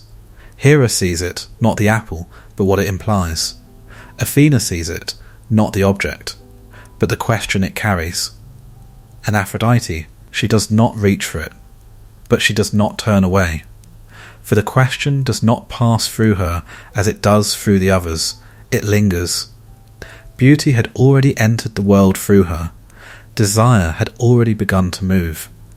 But now something else is added. Comparison. The need to be seen not only as beautiful, but as the most beautiful. This is new, this is sharper, for desire does not require ranking, but pride does. And pride, once awakened, does not remain quiet. The apple rests between them, unclaimed, and yet already claimed, for each sees within it a reflection, not of what they are, but of what they believe they should be recognized as. This is where the fracture begins, not in action, but in perception. The moment stretches. No one speaks. But silence now carries tension, a subtle pulling apart of what had once remained whole. For where comparison enters, unity does not remain untouched. The apple does not move, but everything around it does. Awareness sharpens. Presence becomes weight. The gathering no longer rests easily within itself. It has become something else. A space where something must be decided, but no decision can remain without consequence. Zeus does not take the apple. He does not resolve what has been placed before him. For some questions cannot be answered without creating something greater than the question itself. He steps away from it, and in doing so allows it to move beyond the gods, to be placed elsewhere, to be decided by one who does not yet understand the weight of what he will choose. This is how discord spreads, not contained, not resolved, but carried. From one place to another, from one mind to another, the apple leaves the gathering, but the tension remains, for it has already taken root, not in the object, but in those who have seen it. Hera does not forget, Athena does not release it. And Aphrodite, she does not dismiss it, for beauty, once questioned, does not return to stillness. It becomes something to be proven, to be recognized, to be chosen above all others. This is the shift, subtle, but irreversible. The world has moved from admiration into comparison, from presence into judgment, and in that movement something has been lost, the simplicity of what was, replaced by something more fragile, more volatile, the need to be seen above all others. The apple is small, but what it carries is not. It does not create discord, it reveals it. It gives form to what was already waiting beneath the surface of things, and now that it has been revealed, it will not disappear, it will move forward, into choice, into consequence, into something far greater than the moment in which it was placed. A single object, a single phrase, and the quiet beginning of something that will not remain contained. Because once comparison enters the world, peace no longer holds in the same way, and what follows will not be undone. Some choices do not appear as they are. They arrive quietly, without the shape of consequence, without the weight of what they will become. Only later do they reveal what was truly placed within them. Paris does not seek this moment. He is not waiting for it. He exists outside the movement of gods, outside the tension that has already begun to form. A figure set apart, unaware, and it is precisely this unawareness that makes him necessary. For the gods do not resolve what has been placed between them. They step away from it. They pass it downward, into a world that does not yet understand the cost of what it is being asked to decide. The apple arrives with them, not alone, but carried by presence. Hera, Athena, Aphrodite, each stands before him, not as they are in truth, but as they choose to be seen, composed, measured, each holding within her the certainty that she must be chosen. Paris does not understand, not fully. He sees before him not conflict, but possibility. Free presences, free forms, each complete, each demanding recognition without demanding it aloud. The apple rests between them, as it had before, unmoved, unchanged, and yet everything around it waits. This is the nature of such moments. They appear simple, a choice, one among others, but beneath that simplicity something else gathers, something unseen, something that cannot be measured in the moment it is decided. Hera speaks first, not with urgency, but with weight. She offers power, not as a demand, but as a certainty. Dominion, authority, a future shaped by control. It is not temptation in the ordinary sense, it is structure. A life defined, clear, certain. Athena follows, her presence carries something sharper. Not power of rule, but power of mind, wisdom. Victory, a path shaped by understanding, by clarity, by the ability to see beyond what others cannot. She offers something less visible, but no less enduring. A different kind of strength. And then, Aphrodite. She does not speak in the same way. Her presence does not press forward. It does not define. It does not construct. It simply draws. She offers not power, not wisdom, but something more fragile, more uncertain, more difficult to hold. The promise of love. Not as stability, not as certainty, but as something that moves, something that cannot be controlled, something that will alter the one who receives it. Paris does not know this. He cannot. For the nature of what is offered cannot be understood until it is lived. He stands within the moment, between what can be chosen and what must be left behind. For every choice carries absence. To take one is to lose the others. This is the weight he does not yet feel. The silence stretches, not empty, but filled with what cannot yet be seen. Free paths, free futures, each complete within itself, and yet only one can remain. He looks, not with knowledge, not with foresight, but with instinct, with the quiet pull that has already entered the world. Desire, it does not calculate, it does not measure consequence, it moves toward what it feels, and what it feels is her. He places the apple in Aphrodite's hands. The moment is small, a gesture, barely more than movement, and yet it is enough. The world does not change immediately, the sky does not shift, the earth does not tremble. But something has been set, something has crossed from possibility into reality. Hera does not speak, Athena does not argue. But what remains in their silence is not acceptance, it is memory. A quiet holding of what has been decided, and what will follow from it. Aphrodite receives the apple, not as victory, not as triumph, but as confirmation. Of what she already is, she does not change, but the world around her does. For what has been chosen must now unfold. Paris does not yet understand, he cannot see what has begun. He stands within the moment, unaware that it has already moved beyond him, that the choice he has made will not remain his alone, that it will travel, expand, take form in ways he cannot control. This is the nature of such decisions. They appear contained. But they are not. They move outward, into lives, into cities, into histories that have not yet been written. The apple is no longer the centre. The choice is, and the choice cannot be undone. For once desire has been chosen above all else, it does not remain simple, it carries within it everything that will follow.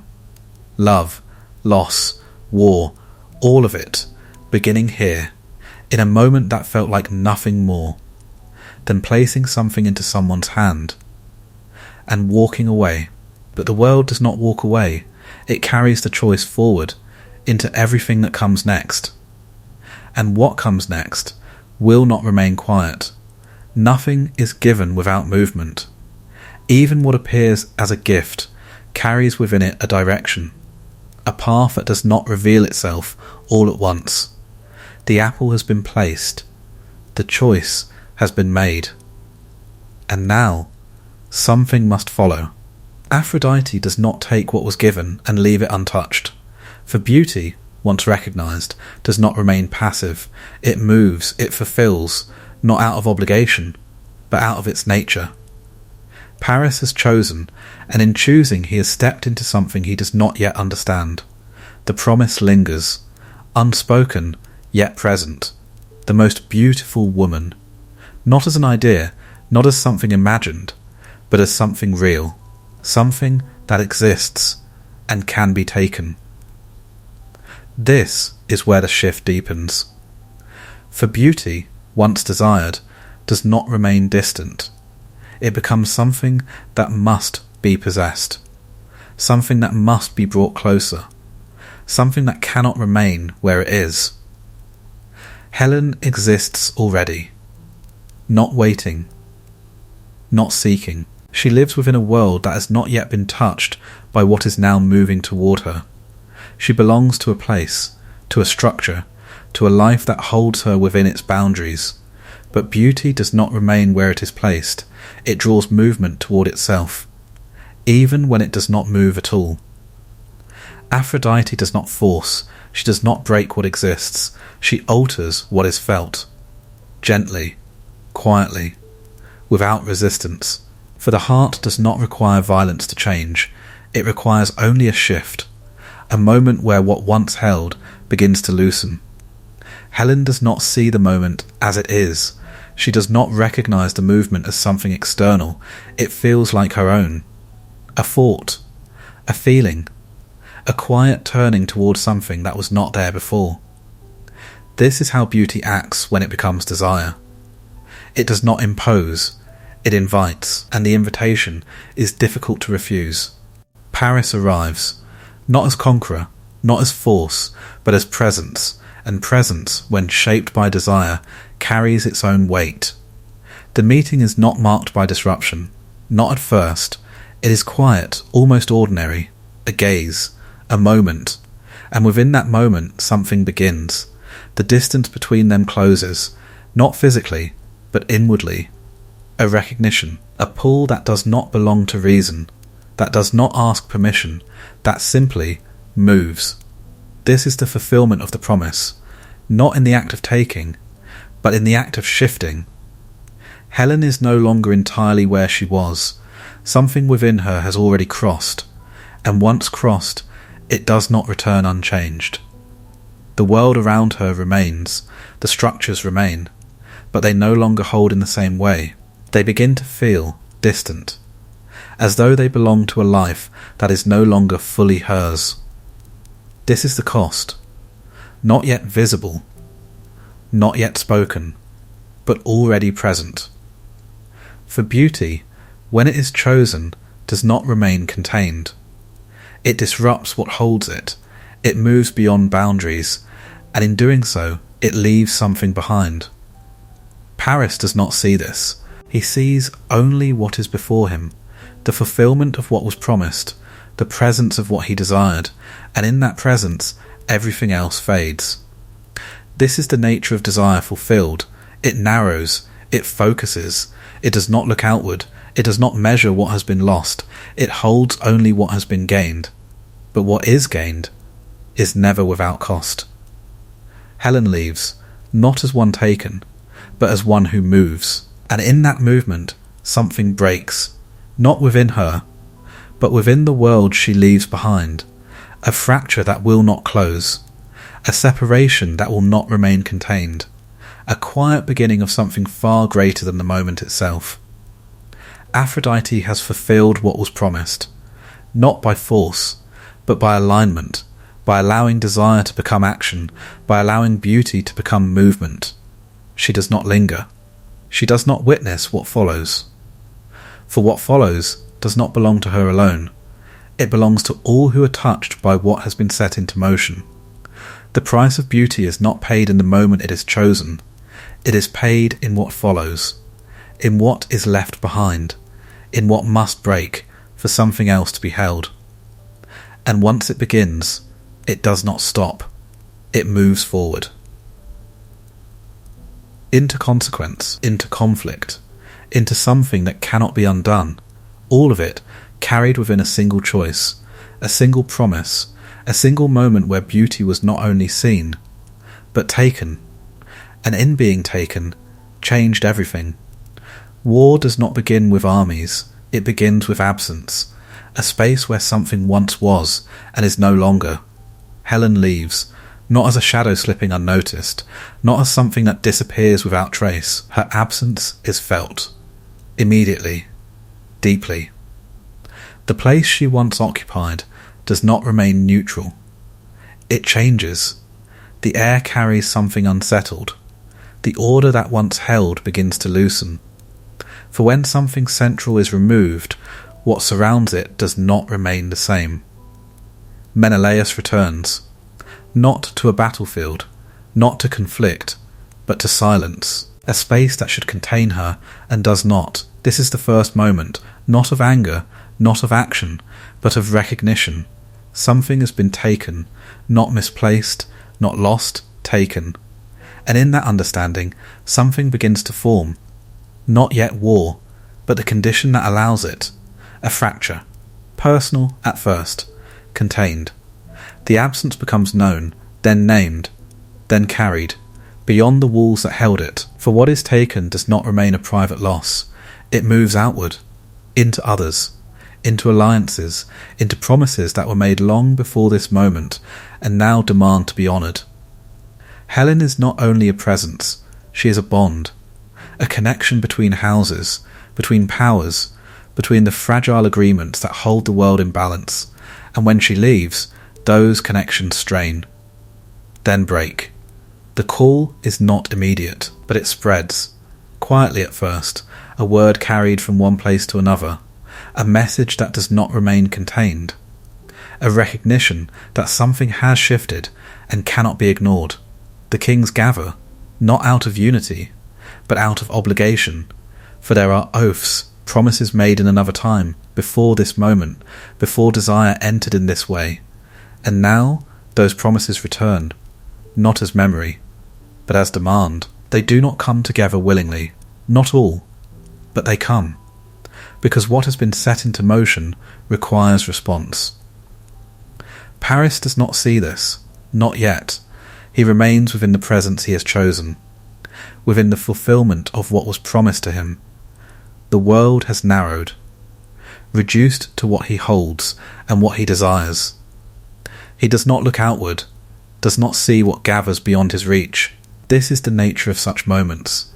They feel contained, personal, but they are not.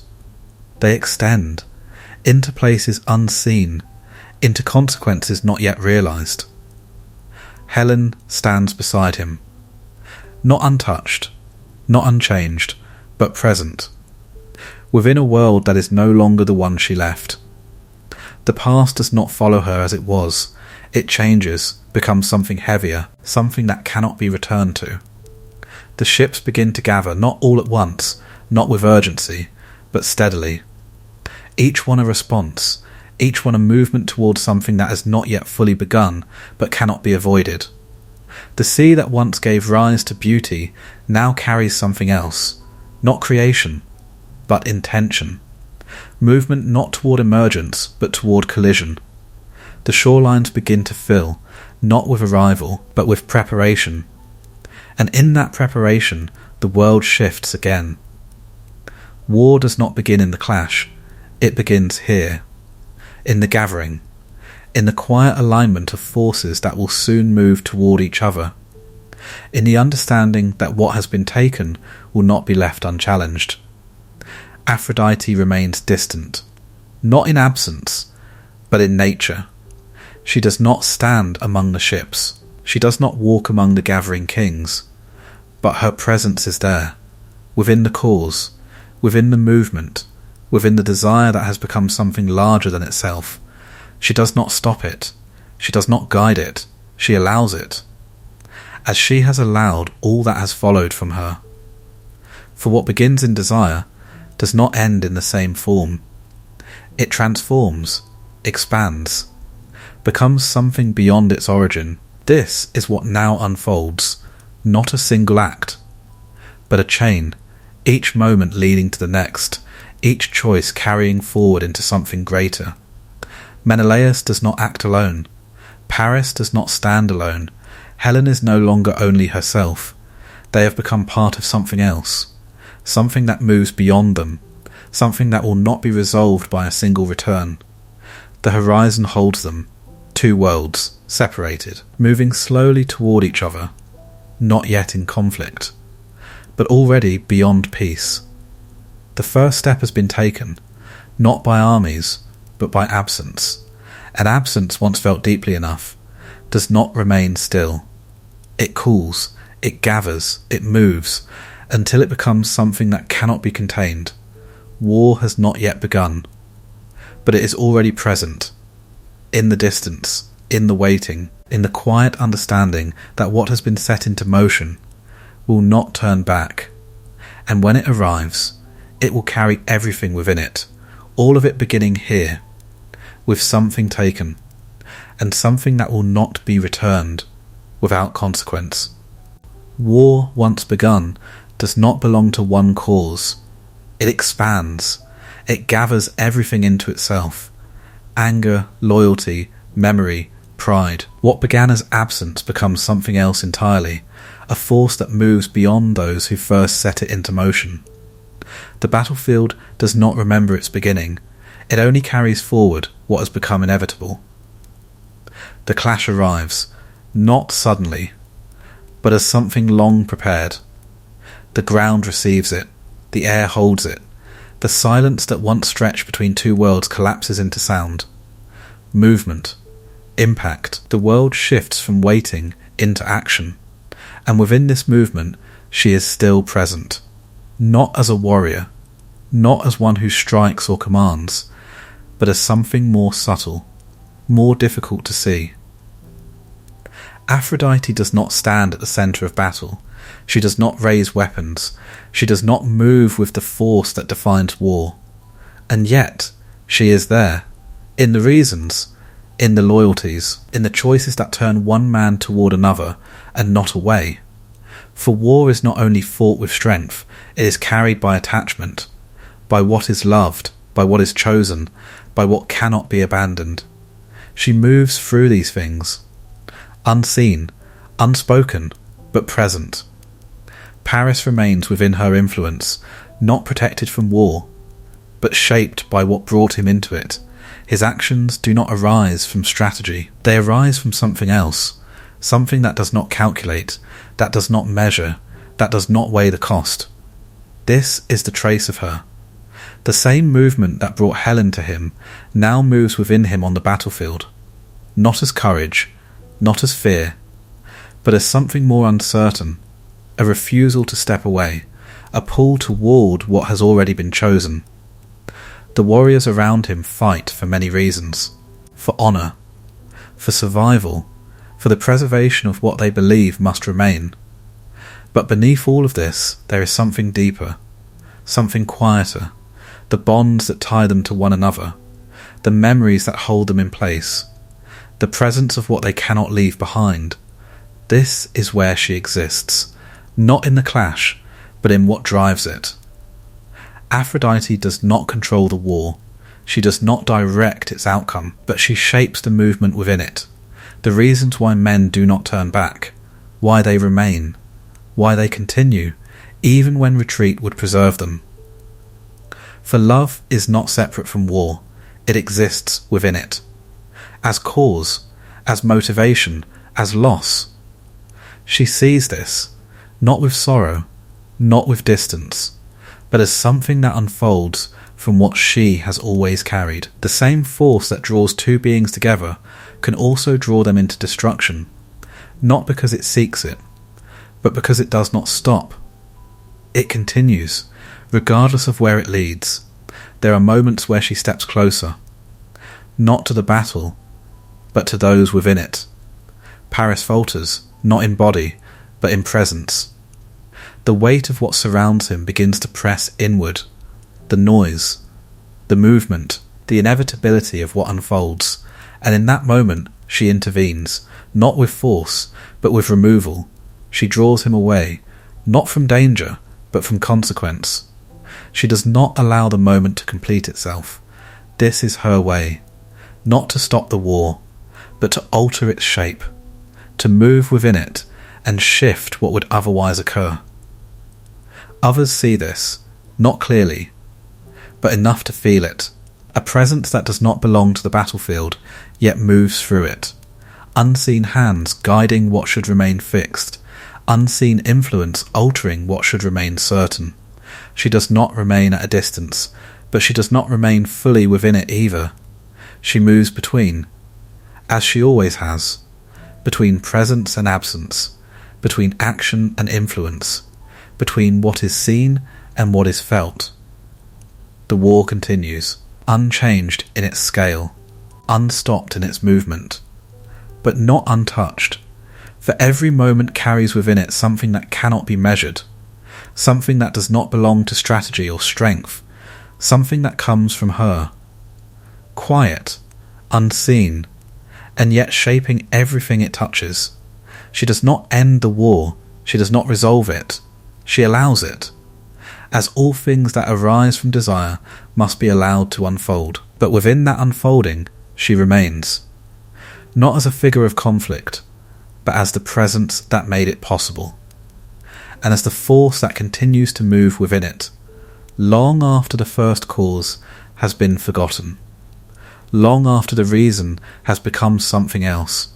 She is still there, in every choice, in every bond, in every moment where something is held, even as everything breaks around it. For war does not erase what she is, it reveals it, in its most fragile form, and in its most dangerous, and once revealed, it does not disappear, it remains, within everything that continues, and everything that falls. Not all protection is visible, it does not always arrive as force, it does not always stand between danger and what it seeks to preserve. Sometimes it alters the moment itself, so that what might have happened does not fully occur.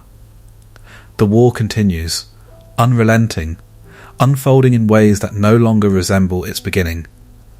What was once a single cause has become many, each clash carrying its own reason, each life caught within something larger than itself.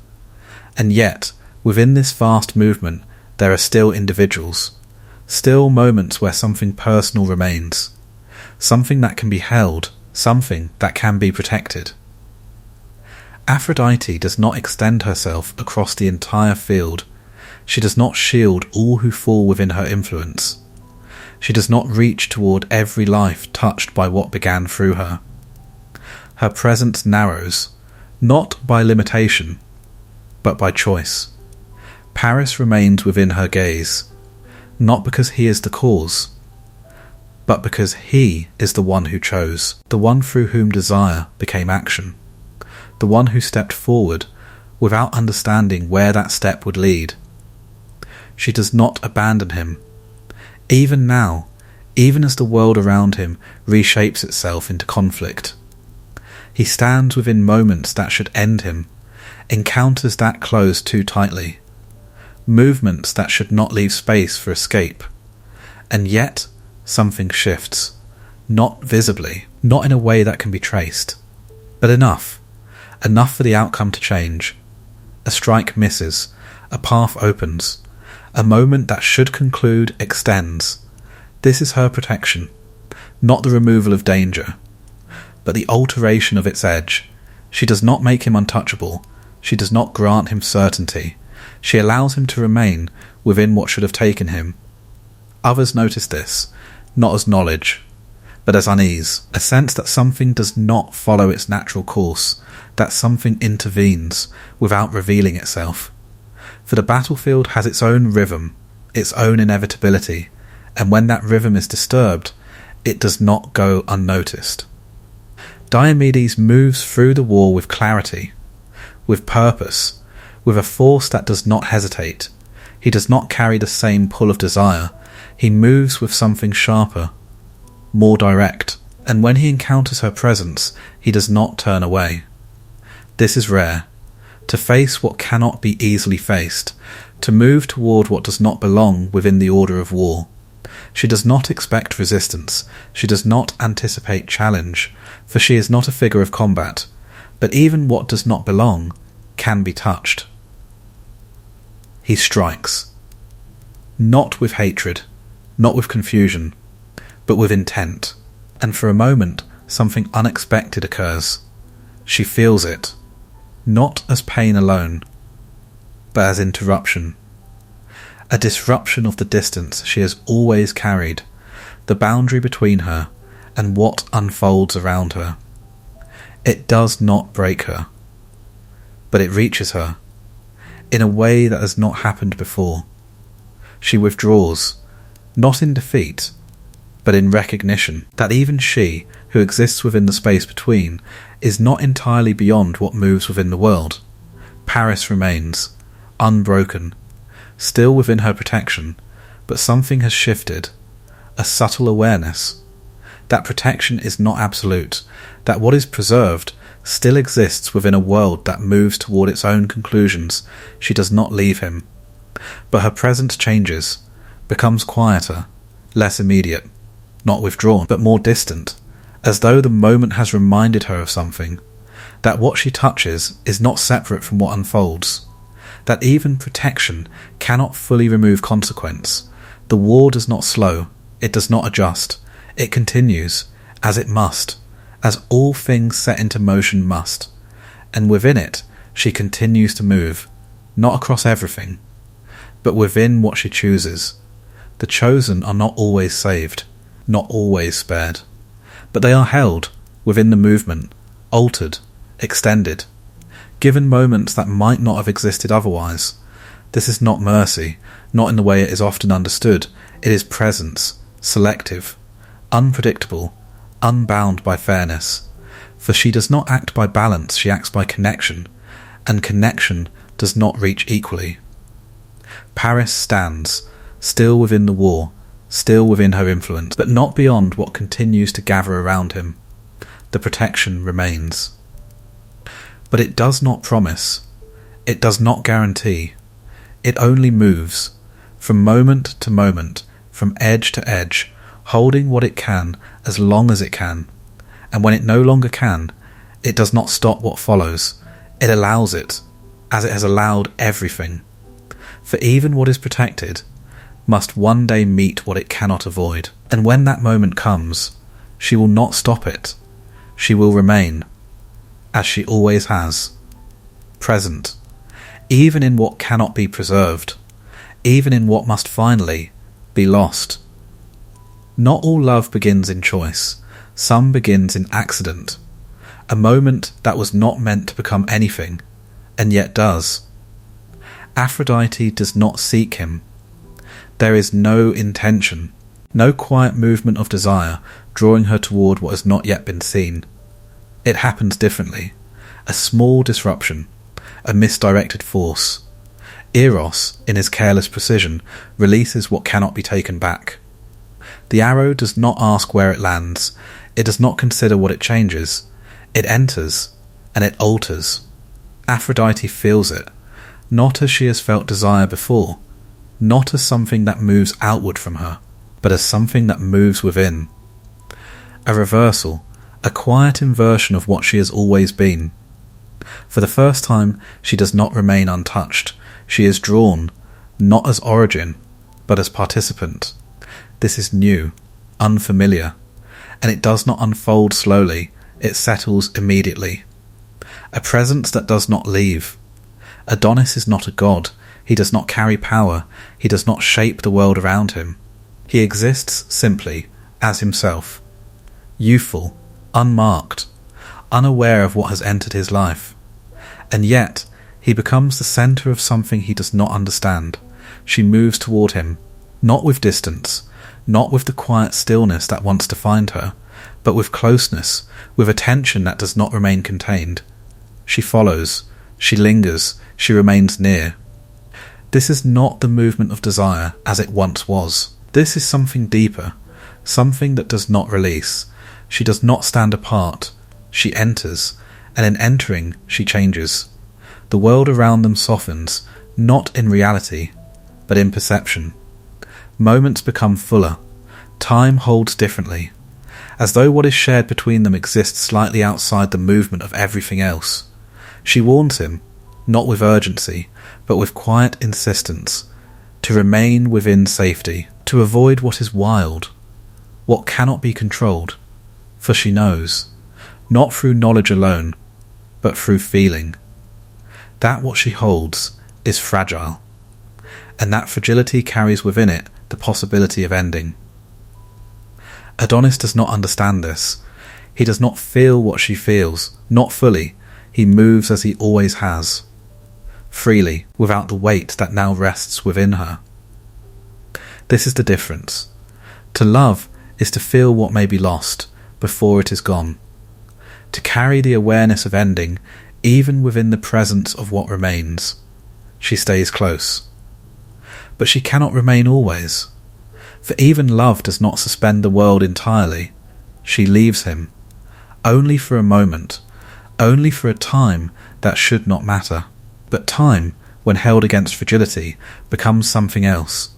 Unpredictable, uncertain, the hunt begins, not as danger, but as continuation, as movement, as life unfolding as it always has.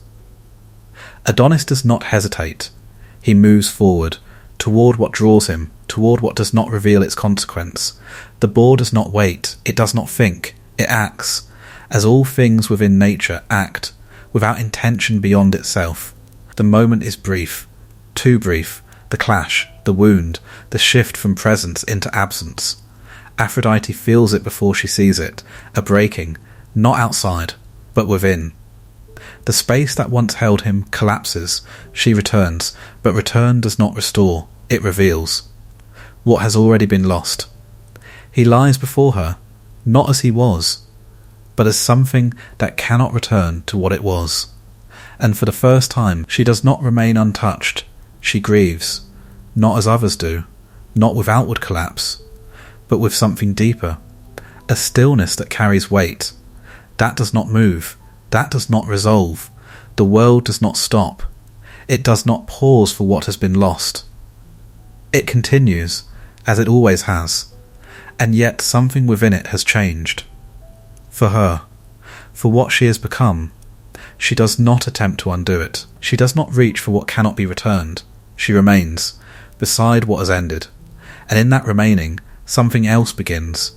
Not love, not desire, but memory, a presence that lingers even when what created it no longer exists. From his blood, something grows, not as replacement, not as restoration, but as continuation, a flower, brief, fragile, existing only for a moment before it fades. This is what remains, not permanence, not return, but a reflection of what was held and lost. She does not leave unchanged. She cannot, for the distance she once carried has been crossed, and once crossed it does not return. She has felt what it is to love and to lose, to hold and to be left with absence. This is the tragedy, not that he was taken, but that she now knows what it means, and cannot unknow it. She remains, as she always has, but no longer entirely untouched, for within her now there is something that was not there before, a quiet understanding that love does not end when it is lost. It remains, as absence, as memory, as something that cannot be held and cannot be released, and that is what she carries forward, not him, but what he has become within her, something that will not fade, even as everything else does. Not all love ends when it is taken. Some remains, not as presence, not as something that can be touched or returned to, but as something that continues without form. Adonis is gone, the moment has passed, the wound has closed into stillness, and yet it has not ended. For what was felt does not leave with what is lost, it stays within, unmoving, unresolved. Aphrodite does not return to what she was. She cannot. The distance she once carried, the untouched stillness, the quiet separation between herself and what she awakened in others, has been altered, not broken, but crossed. She has felt what it is to hold something that can disappear, and once that is known, it cannot be undone. The world continues, as it always has. Desire moves, love forms, bonds are created, and broken. Nothing has changed in the movement of things, and yet everything has changed in how it is felt. She moves again among gods and mortals. Her presence remains, her influence does not diminish. But there is something quieter within it now, a weight that was not there before. For love, once lost, does not remain light. It carries memory, and memory does not fade as quickly as what created it. She does not seek to replace him, not because she cannot, but because what was cannot be repeated. Love does not duplicate, it does not recreate itself in the same form. Each presence is singular, each connection unrepeatable, and once it ends, it leaves behind something that no other can fully occupy. This is the nature of what cannot be kept. It does not leave space for substitution, only for continuation. She feels this in moments that should not hold meaning, in quiet pauses, in the absence between movements, where something once existed and now does not. These spaces do not close, they remain open, not painfully, not sharply, but persistently. A subtle awareness that what was held is no longer there, and yet is not entirely gone. For love, once formed, does not disappear, it changes its place, from outside to within, from presence to memory, from something shared to something carried alone. This is where it becomes something else, something that does not seek, does not reach, but remains, as part of what one has become. She does not resist this, she does not attempt to release it, for there is nothing to release. It is no longer separate from her, it is part of her. As quiet as it is enduring, the world does not pause for this kind of love. It does not mark it. It does not remember it in the way it remembers war, or victory, or loss that reshapes the visible world. But this is a different kind of change, one that does not appear, but alters everything beneath the surface. She sees others' love, she sees them reach, she sees them hold what they believe will remain. And she knows, not with certainty, but with understanding, that what is held is never guaranteed, that what is felt does not ensure permanence, that love, by its nature, exists within time, and time does not preserve, it moves, always, forward. This is not despair, it is not sorrow in the way it might seem, it is clarity, a quiet recognition of what love is, not something to be kept, not something to be secured, but something to be experienced, while it exists, fully, without promise, without certainty, without the illusion that it will remain unchanged. She does not turn away from love because of this. She does not withdraw from what she has always been. But she carries it differently, with an awareness that was not there before, a stillness beneath the movement, a knowing beneath the desire, that what begins will not always remain, and yet must still be allowed to begin. This is the paradox, that love, even when it cannot be kept, still matters, still moves, still shapes what follows, not in permanence, but in impact. She remains, as she always has, at the centre of what draws beings toward one another, at the origin of what binds them, however briefly. But now she is also something else, the one who knows what it means for that bond to end, and to continue, without the one it once held. This is what she carries forward, not loss alone, but the quiet understanding that love does not belong to possession, it belongs to the moment in which it is felt. And once that moment passes, it does not disappear, it becomes something unseen, something enduring, something that cannot be held, and cannot be returned. Only carried, quietly, endlessly, within what remains. Not all love is shared without resistance. Some must pass through more than one world, and in passing it does not remain unchanged. Adonis does not belong entirely to one place. Even in life there was something divided within him, a presence that did not settle completely in the world above, and after his death that division becomes something else, a condition, a state of being that does not rest in a single domain. The underworld receives him, as it receives all, without question, without exception. It does not choose, it does not refuse, it holds. Persephone stands within that holding, not as a figure of darkness, but as one who understands what it means to remain where others do not wish to stay. She sees him, not as Aphrodite saw him, not as something that draws, but as something that has arrived, something that now belongs to the place she governs. There is a quiet difference in this kind of recognition, not desire, not longing, but possession, not taken, but given by the nature of what has occurred.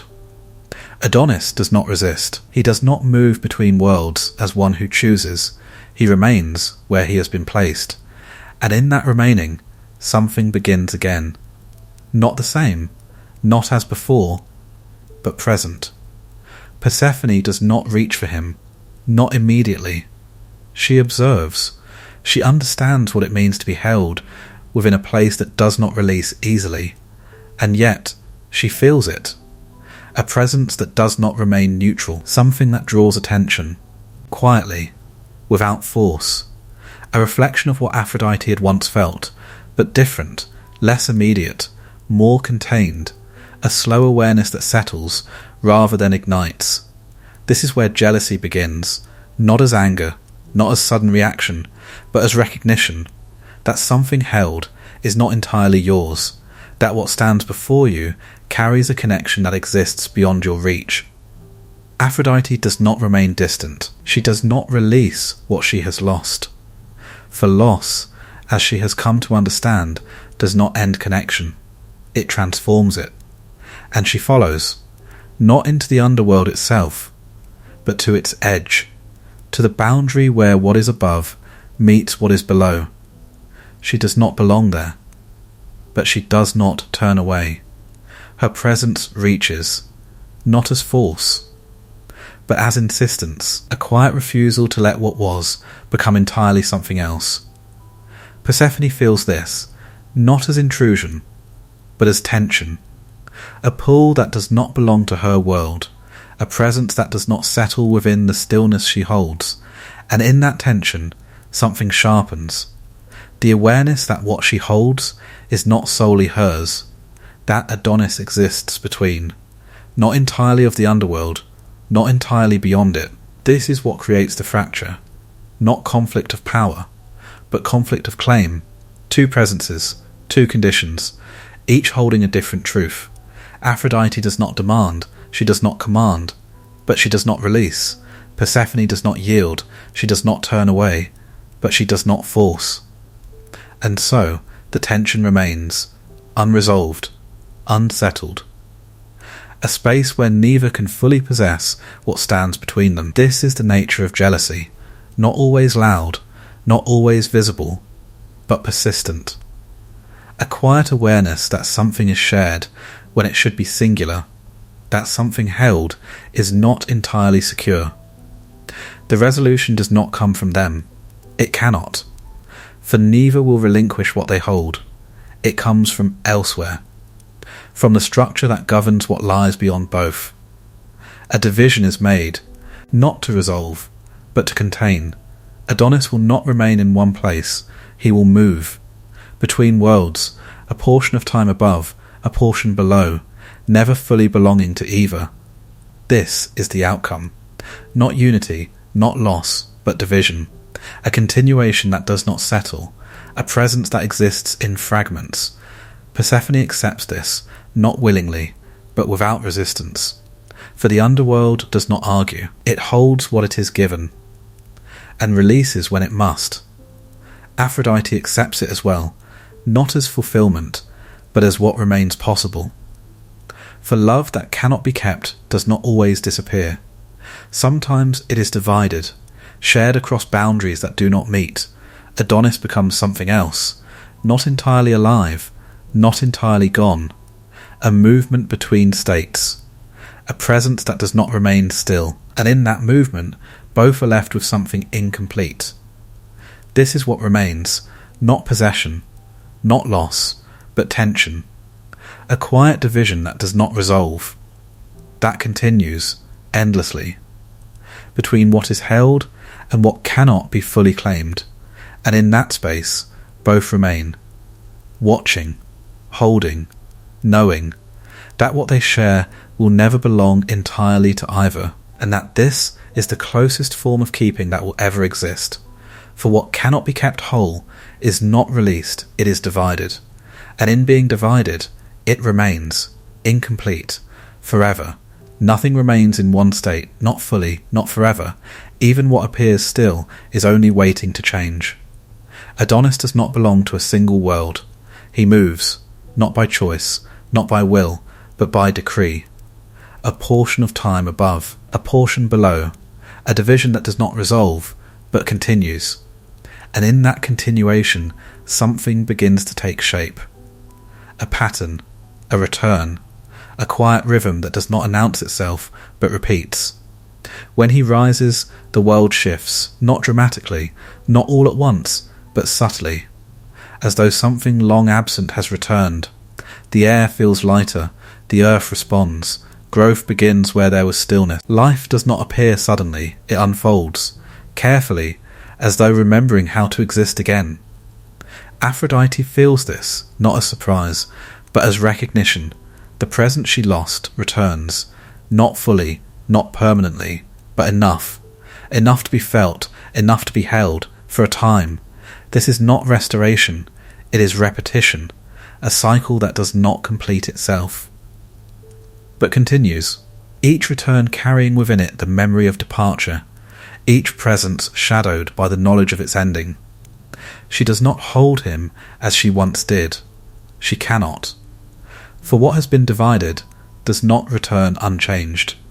There is always a distance now, a quiet awareness that what is here will not remain, that what is held will be taken again, and yet she remains. Within the moment, within the presence that exists while it exists. This is what has changed. She does not seek permanence. She does not reach for what cannot be kept. She allows. The return, the presence, the departure, all of it moving as it must. Persephone feels it as well, the absence when he leaves, the return when he descends again. Her world does not change in the same way. It does not bloom. It does not soften, but it holds. It receives what returns, without question, without resistance. She does not cling. But she does not release easily either. For the underworld does not forget. It remembers what has passed through it, and what returns is never entirely separate from where it has been. This is the cycle, not life alone, not death alone, but the movement between them, a crossing that does not happen once, but endlessly, a rhythm that does not resolve into one state, but continues between states. The world begins to reflect this. Seasons emerge, not as fixed conditions, but as transitions. Growth, decay, return, loss, all of it repeating, all of it connected. The earth becomes something that does not remain constant. It breathes, expands, withers, and begins again. This is not controlled, not directed. It unfolds, as naturally as the cycle itself.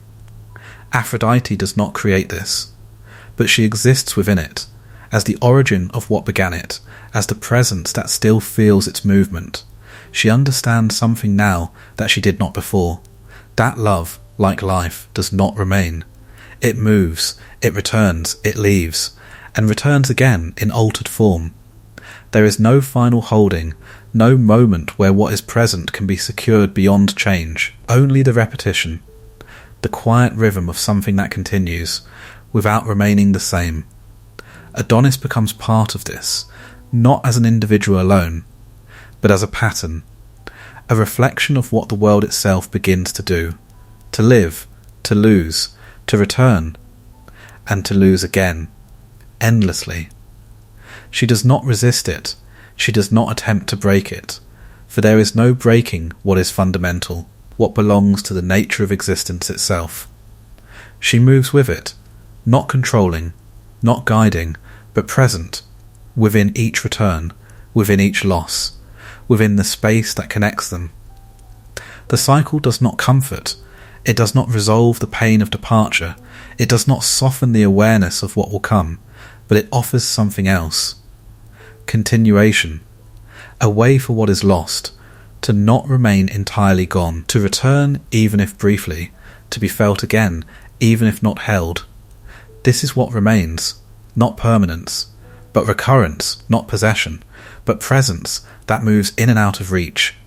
And in that movement, something endures, not unchanged, not untouched, but continuing, through every shift, through every return, through every quiet moment where something ends and something else begins again. She stands within this, as she always has, at the centre of what draws beings together, and now within what draws them apart, and brings them back again. Not whole, but never entirely lost, only moving, between, forever. Beauty does not always remain unquestioned. At times it is reflected, and when it is reflected too closely, it begins to disturb what it mirrors. Psyche is not a goddess, she is mortal, and yet something in her presence carries a resemblance, not exact, not equal, but enough for those who see her to hesitate, to compare, to wonder. The world begins to turn toward her, not in devotion, but in recognition. A quiet shift in attention that does not belong to her alone. Temples grow still, offerings lessen. The name of Aphrodite is not forgotten, but it is no longer singular. There is another presence now, another form that draws the same gaze. This is where the disturbance begins. Not in Psyche. She does not seek it. She does not understand it. She remains within her life, unaware of what is gathering around her. But Aphrodite feels it, not as threat, not in the way that challenges power, but as imbalance. For beauty, once compared, does not remain untouched. It becomes something that must be measured, something that must be distinguished, and distinction requires separation. She does not act immediately, she observes. The shift, the movement of attention, the quiet turning away from what was once unquestioned. This is not anger, not yet. It is something colder, a recognition that what she is no longer held alone, and that cannot remain. She does not confront Psyche directly. She does not remove her. She chooses something else, something more precise, a test, not of strength, not of power, but of endurance. She calls upon Eros, not as her son alone, but as the force that begins what others cannot control. She instructs him to turn Psyche's beauty into something else, not admiration, but misfortune, to direct her toward a love that will not elevate, but undo. But Eros does not remain untouched, for what he carries does not always follow command. He sees Psyche, and in that seeing something shifts. The arrow, meant for another purpose, turns, and the one who was meant to act becomes part of what unfolds. This is how the punishment changes, not in form, but in direction. Psyche is taken, not by force, but by movement, into a place that does not belong to her world, a presence she cannot see, a voice that does not reveal itself, a love that exists without form. She is given everything, and yet denied one thing, sight. She cannot know who holds her, she cannot see what she feels. This is the condition, to love without certainty, to trust without proof. At first she remains within it. The presence comforts, the voice remains gentle, the world around her responds, but uncertainty does not remain still. It grows, quietly, like a thought that returns, again and again, until it cannot be ignored. Her sisters come. They do not see what she sees. They do not feel what she feels. They see only absence, and in that absence they place doubt. A whisper, a question, a possibility that what she holds is not what it seems. This is how trust begins to fracture, not through truth, but through suggestion. She begins to wonder, to question, to imagine what she cannot see, and once that begins, it does not stop. The night arrives, as it always has. The presence returns, as it always does. But something is different. She no longer remains within the moment. She steps outside it, into thought, into doubt. And in that movement, she acts. The light is brought forward, not to reveal gently, but to know, to see what has been withheld. And in that seeing, everything changes. Eros is revealed, not as danger, not as deception, but as something she cannot fully understand. And in that moment, the condition is broken. For love that demands trust cannot remain when trust is undone. He leaves, not in anger, but in inevitability. The presence that once held her disappears, and she is left, not as she was, but as something altered. The punishment is not complete. It has only begun. For now, she must move. Through trials, through tasks that do not yield easily, through a path that does not promise return. Aphrodite does not watch with cruelty. She does not seek destruction. She seeks restoration of what was disturbed, of what was questioned, of what must be proven. Psyche does not resist. She does not turn away. She continues, not because she understands what lies ahead, but because what she has lost does not allow her to stop. This is the true punishment, not the tasks, not the distance, but the knowing. That love was held and lost, and that to regain it, she must become something more than what she was. And once begun, that path does not turn back. It moves forward, through everything that will test what she carries, and what she is willing to become. For love, when broken by doubt, does not return easily. It must be earned, and in that earning, something deeper begins to form, not yet seen, but already unfolding. Some journeys do not begin with movement, they begin with loss. Psyche does not set out as one who seeks adventure. She moves because she has been emptied.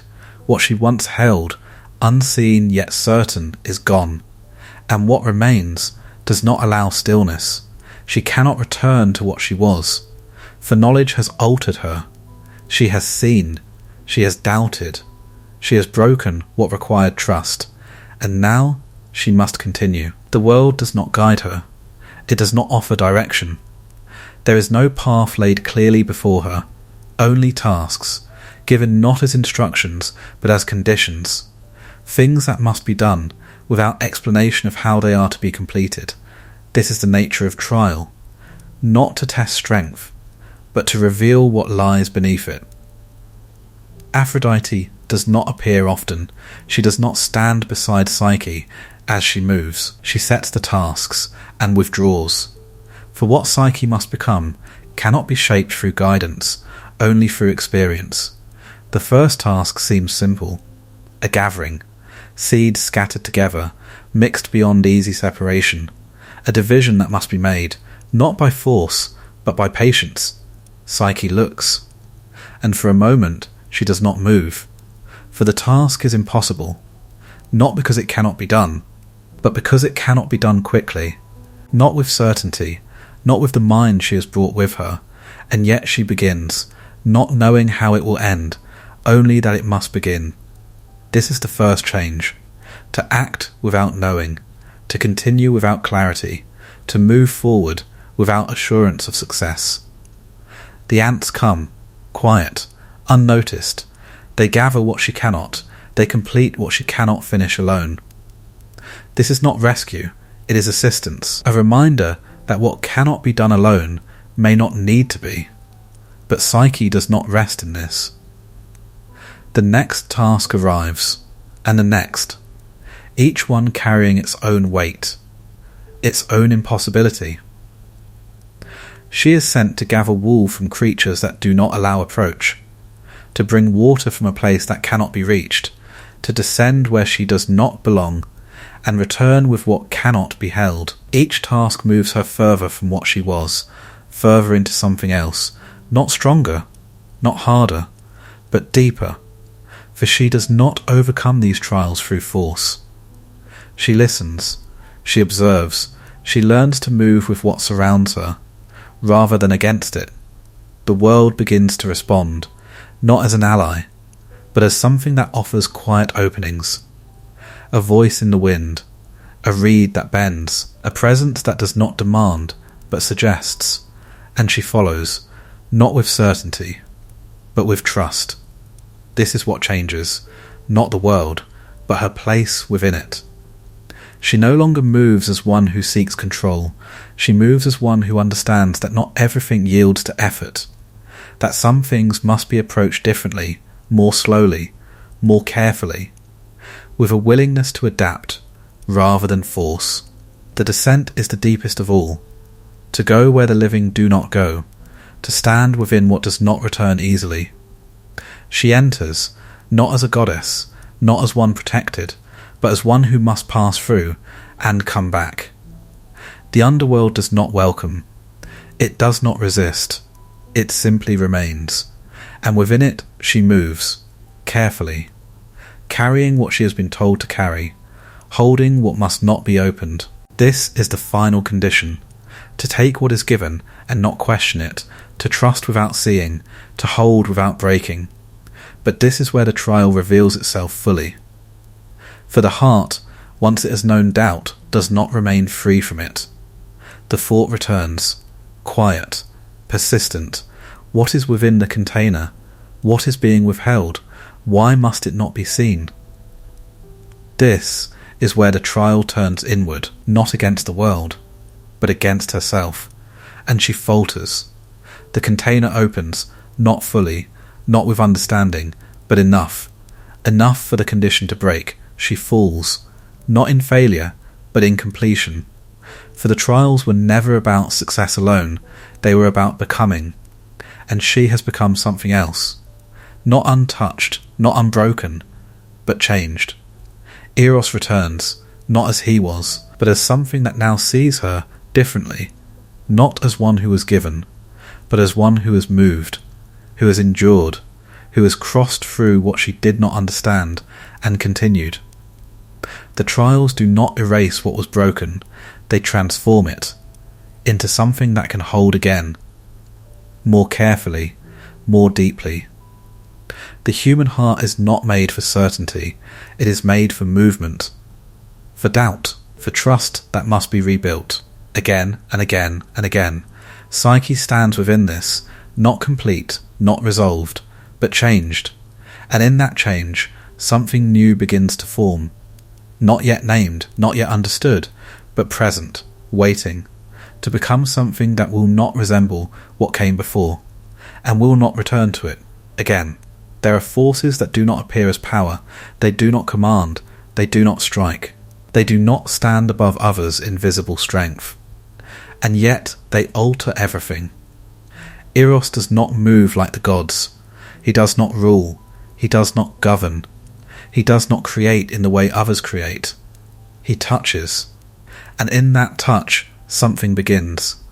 It is easy to mistake him for something small, a presence that belongs to moments rather than to the world itself.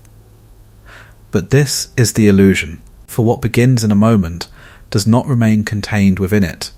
It spreads, quietly, through what it has altered.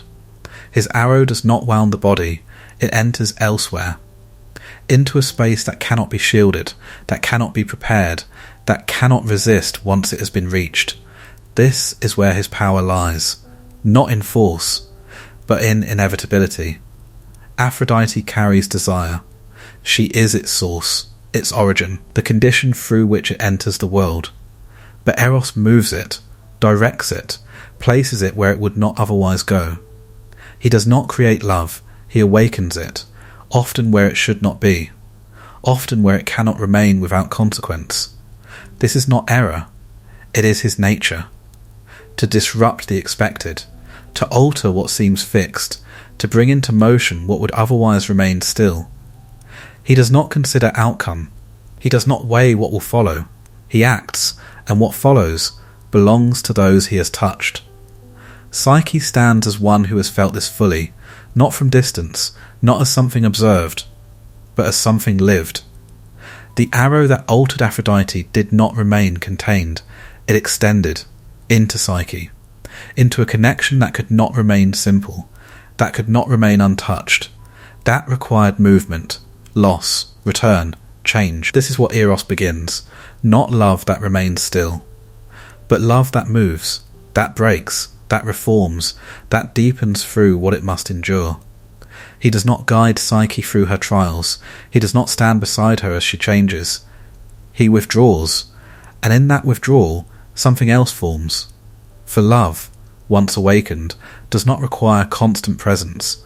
It continues, even in absence, even in uncertainty, even when what created it is no longer visible. This is his deeper power, that what he begins does not end with him. It continues, through others, through choices, through moments that follow. Aphrodite sees this, not as control, not as extension, but as consequence. What she carries outward, he sends inward. What she awakens, he directs, and together, without intention of union, they shape the world, not through design, but through movement.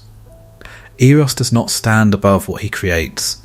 He becomes part of it, entangled, affected, changed by what he has begun. His love for Psyche is not separate from his nature, it is its reflection, for even he cannot remain untouched by what he carries. This is what reveals the depth of his power, that it does not distinguish between those who act and those who are acted upon. It moves through all.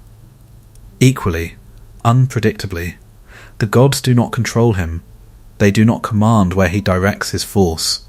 They feel its effect as all others do, for there is no position beyond it, no place outside of its reach. Once it has entered the world, it belongs to no one. This is why it cannot be contained, why it moves through bonds that should remain stable, why it alters what should remain unchanged, why it creates what cannot easily be undone. It does not seek balance, it does not preserve order, it moves, and in moving, it reshapes everything it touches. Psyche and Eros do not return to what they were. They cannot.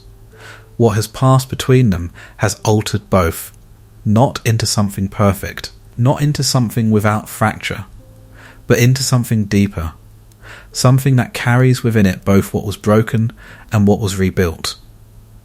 This is the nature of what he creates, not simplicity, but complexity, not stillness, but continuation. Love as he begins it is not meant to remain untouched. It is meant to change, to move, to become something more than what it was at its beginning. And in that becoming, it gains weight, meaning, endurance. He does not remain visible. He does not stand at the centre of what unfolds, but his presence continues in every moment where something begins, in every glance that lingers, in every thought that does not leave, in every bond that forms without reason, and once formed, does not easily release. This is his power, not in what he does, but in what continues after he has done it, unseen, uncontrolled, unending, moving through the world as quietly as it began, and changing everything it touches. Love does not remain as it begins, it changes, not always gently, not always in ways that can be understood while it is happening. What begins as closeness does not remain untouched. It moves through difficulty, through fracture, through moments where what was certain becomes uncertain. This is where it deepens, not in ease, but in what it must endure. Psyche does not return to love as she first knew it. That form has passed. The unseen presence, the quiet trust, the unbroken connection, all of it has been altered. What remains is something else, something that has been tested, not by time alone, but by loss, by doubt, by the movement through what could not be avoided. Eros does not return as he was. He does not appear as the hidden presence she once felt beside her. He comes as something revealed, something known, and in that knowing, something changes. For what is seen cannot remain untouched by awareness. Love that is known carries weight. It carries responsibility. It carries the memory of what has already been broken.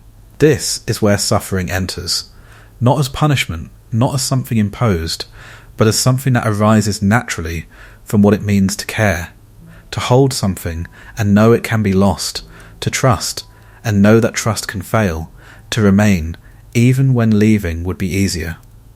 Psyche has passed through all of this, not without breaking, not without falling, but without stopping. This is what changes her. Not strength, not endurance alone, but continuation, the decision again and again to move forward, even when the path offers no certainty. Eros sees this, not as something distant, but as something that has reshaped what they are. For love that has not suffered does not know itself fully. It remains light, untested, easily held, easily lost. But love that has endured, that has passed through doubt, through separation, through the quiet spaces where nothing seems to remain, becomes something else, something slower, more grounded, less fragile, not unbreakable, but less easily undone. This is the growth, not upward, not into something greater in the way power grows, but inward, into depth, into understanding, into a form that carries within it both joy and the memory of what it took to arrive there. Aphrodite watches, not with intervention, but with recognition. For this is not the love she began. This is not the movement of desire that enters quickly and changes everything in a moment. This is what comes after. What remains when desire has moved through its first form and continued beyond it. She does not shape this. She does not control it.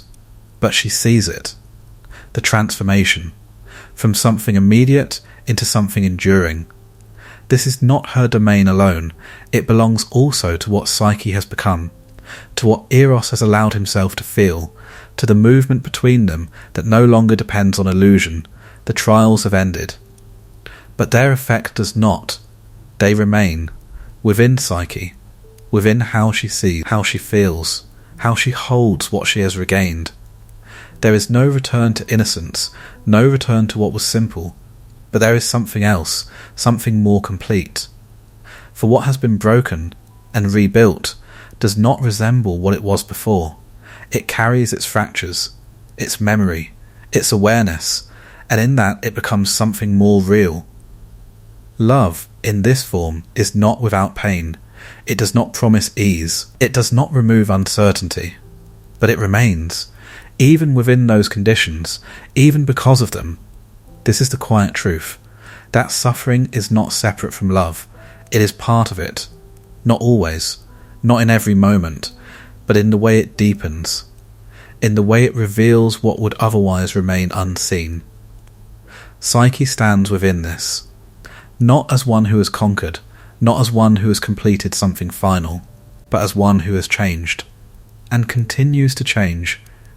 Eros remains beside her, not hidden, not distant, but present, within a bond that now holds more than it did before, not lighter, but stronger, in a way that does not remove fragility, but understands it, and does not turn away.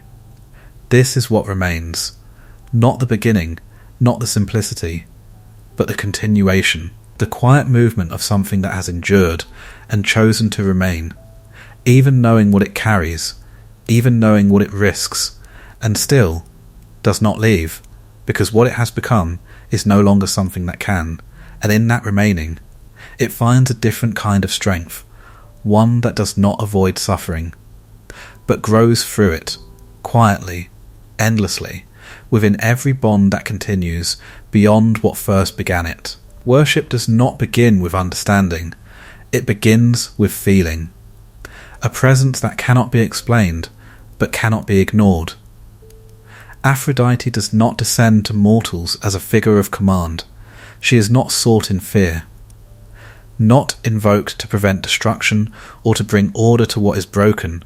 She is felt, in moments that do not appear sacred, in places that do not resemble temples, in the quiet stirring of something that moves without being asked. And from that feeling, worship begins, not as structure, but as response. Mortals do not experience her as the gods do. They do not stand apart from her influence. They are within it, moved by it, shaped by it in ways they cannot fully see. They love, they long, they reach toward one another without knowing why the movement feels necessary. And in that reaching, they begin to sense that something exists beyond themselves, something that has touched them, without revealing itself. This is where her presence becomes something more. Not only felt, but named. Temples rise, not suddenly, not as declarations of power, but as places where something that cannot be held is given form. Stone, marble, structures that remain where feelings do not. Offerings are brought, not always grand, not always pure, but given, as acknowledgement, as gratitude, as hope. For love, as mortals experience it, is not simple. It does not remain within the quiet beauty of what begins. It carries difficulty, uncertainty, loss, and so they turn toward her, not only in desire, but in desperation, in the hope that what they feel might be guided, might be returned, might be preserved. But she does not answer as they expect. She does not grant love as something stable. She does not ensure that what is desired will remain. She allows. She moves within what is already unfolding. Sometimes it feels like blessing, a union formed, a connection returned, a presence that remains when it could have left. Other times it feels like silence, like absence, like something that does not respond, but both belong to her. For she does not shape love into what mortals wish it to be. She reveals it as it is. Uncertain, changing, fragile. They begin to understand this, not all at once, not clearly, but gradually, through experience, through what is held and what is lost, through what returns and what does not. her worship changes. It becomes more than offering, more than ritual. It becomes something inward, a quiet recognition that what she represents cannot be controlled, that it cannot be secured through prayer or promise, that it must be lived, felt, endured. And still they continue.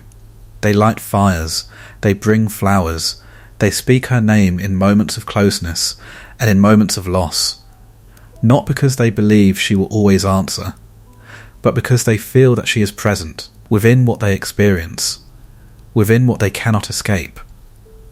This is the nature of her worship, not devotion born from certainty, but from participation, from the understanding that to live is to feel what she carries, whether it is welcomed or not. Cities rise with her name. Islands become associated with her presence, places where the sea meets the land, where something emerges, where something begins. These spaces hold her more closely, but she is not confined to them.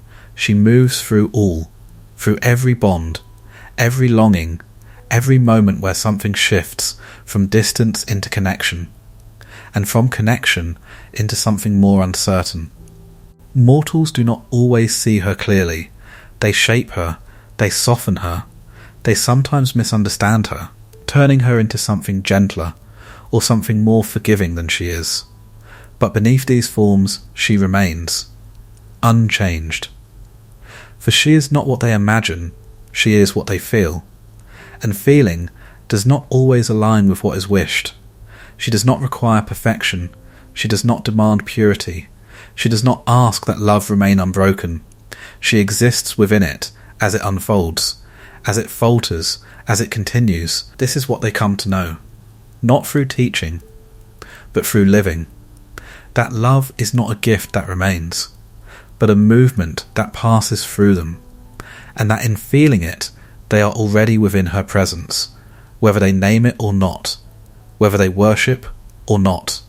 She remains, not above them, not separate, but within every moment where something is felt deeply enough to change them, and once changed, they do not return to what they were.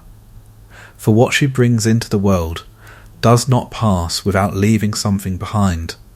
Even when it fades, even when it ends, it remains within them as something that was lived and cannot be undone. Worlds do not end, they shift. What is believed does not vanish when time moves forward, it changes its shape. It takes on new language, new forms, new ways of being understood, while carrying something older beneath it. Aphrodite does not disappear, she passes through, from one world into another, from one name into the next. Rome does not receive her as something entirely unknown. It recognizes her. Not fully. Not in the way she was first understood. But enough. Enough to feel that she already exists within what they are becoming. And so, she is named again, Venus. A softer sound, a different shape of meaning, but not a different presence. The Romans do not place her at the edge of the sea alone. They bring her closer, into the structure of their world, into the centre of what they build. She is no longer only the force of desire. She becomes something more contained, more defined, associated not only with love, but with fertility, with growth, with the continuation of life itself. This is not a change in what she is, it is a shift in how she is seen. The Roman world seeks order, clarity, purpose, even within what cannot be fully controlled, and so they reshape her, not to limit her, but to understand her. They give her a place, within lineage, within ancestry. She becomes connected to origin, to the beginning of what they believe themselves to be, not only a goddess of love, but a mother of identity, a presence that stands at the root of what will follow. This is something new, not in her, but in what is placed upon her. For she has always been connected to beginning, to the moment where something moves into being. But now, that movement is tied to a people, to a future, to something that extends beyond individual desire into collective existence. Venus does not resist this. She does not reject what is placed upon her. She remains, as she always has, allowing the world to shape its understanding of her without altering what she carries. Temples rise in her name, not only as places of devotion, but as symbols of what Rome believes itself to be: strong, enduring, rooted in something that does not easily break. And yet beneath that structure, her nature remains unchanged. Desire does not become orderly, love does not become predictable. Even when placed within systems, within identity, within purpose, it continues to move, freely, uncontained. The Romans celebrate her, but they also seek to define her, to understand where she begins and where she ends. And this is where something quiet remains, for she does not end. She does not remain within the boundaries they create. She moves through them. As she moves through all things, she exists within the roles they give her. And beyond them, within the meanings they assign, and beyond them. This is the nature of what cannot be contained. It adapts. It reflects. But it does not become limited by what reflects it. The name Venus carries her forward, into a world that does not remember her origin as it was, but feels it in a different way, in the shaping of relationships, in the continuation of families, in the quiet recognition that something draws beings together beyond reason. She is no longer only the distant presence at the edge of the sea. She is closer, more present, more integrated into the daily movement of life, and yet still elusive.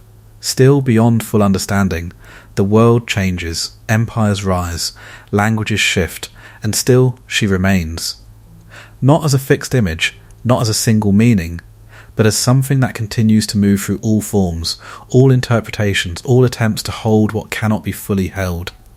Aphrodite, Venus, different names, different worlds, and yet the same presence. Unbroken, uncontained.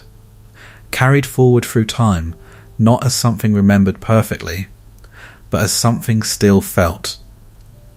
In every moment where desire begins, in every bond that forms, in every quiet awareness that something has been set into motion and will not remain still.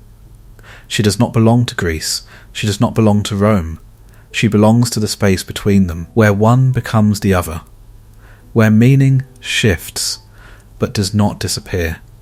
And in that space, she remains, as she always has, unchanged, even as everything around her continues to change. Desire does not disappear. It recedes. It alters its surface. It learns to move differently through the world that contains it. In earlier ages, it stood in the open, named, given form, placed into story, into ritual, into the visible structure of life. It was not hidden. It was understood as something that moved through all beings, uninvited, unquestioned, inevitable. But time does not preserve expression. It reshapes it. And what was once visible becomes quieter. The world begins to close around it. Not entirely, not enough to remove it, but enough to change how it appears. Desire no longer walks openly in the same way. It does not vanish from temples, it fades from them. It does not leave language, it becomes more careful within it. It does not stop being felt, it becomes something carried inward, a private current beneath the surface of what is shown. Aphrodite does not change. She remains as she has always been. But the way she is encountered shifts, no longer always invoked, no longer always shaped into image or form. She becomes something less defined, more diffused, present, but not always recognized. This is not a weakening, it is a movement, from the external into the internal. Desire becomes something that is not always spoken, not always allowed to move freely without reflection. It is questioned now, measured, sometimes restrained, not by force alone, but by awareness. For the world has grown more conscious of itself, more aware of consequence, more inclined to observe what it feels rather than simply move within it. And yet this does not end desire. It complicates it, where once it moved directly, it now bends. Where once it acted immediately, it now hesitates. But hesitation does not erase it, it deepens it. For what is held back, gathers. What is unspoken, remains. And what remains, continues to shape. A glance becomes heavier. A silence becomes more charged. A thought that returns begins to carry weight. This is how desire now moves, not always in action, but in persistence, in the quiet repetition of something that does not leave. Aphrodite exists within this form as she always has, not as the expression itself, but as the condition beneath it. She is not diminished by silence, she is not reduced by restraint. She becomes more subtle, more difficult to isolate, but no less present. She moves through moments that do not appear significant, through passing connections, through thoughts that seem to arrive without origin. And in these moments she remains. The world may no longer gather in her name, but it gathers in what she creates, in relationships that begin without clarity, in bonds that form and do not always resolve, in the quiet awareness that something has shifted without visible cause. Desire in this form does not always seek fulfillment. It exists even without it. It remains, as tension, as possibility, as something that shapes the inner landscape of those who feel it. This is where it becomes more complex, less defined by outcome, more defined by experience. Aphrodite does not stand apart from this complexity. She moves within it, as she has always moved within what she begins. She does not simplify it. She does not return it to what it was, for what it was belongs to another time. She allows it to change, to take on the shape of the world that now holds it, and in doing so, she continues, not as memory, but as presence, unbroken. Even as her form becomes less clear, there is a quiet irony in this, that as the world seeks to understand desire more deeply, it becomes less visible, less easily defined, more elusive, and yet more central than ever. For what is internal does not leave, it accompanies, it shapes decisions, it alters perception, it moves beneath what is spoken and what is done.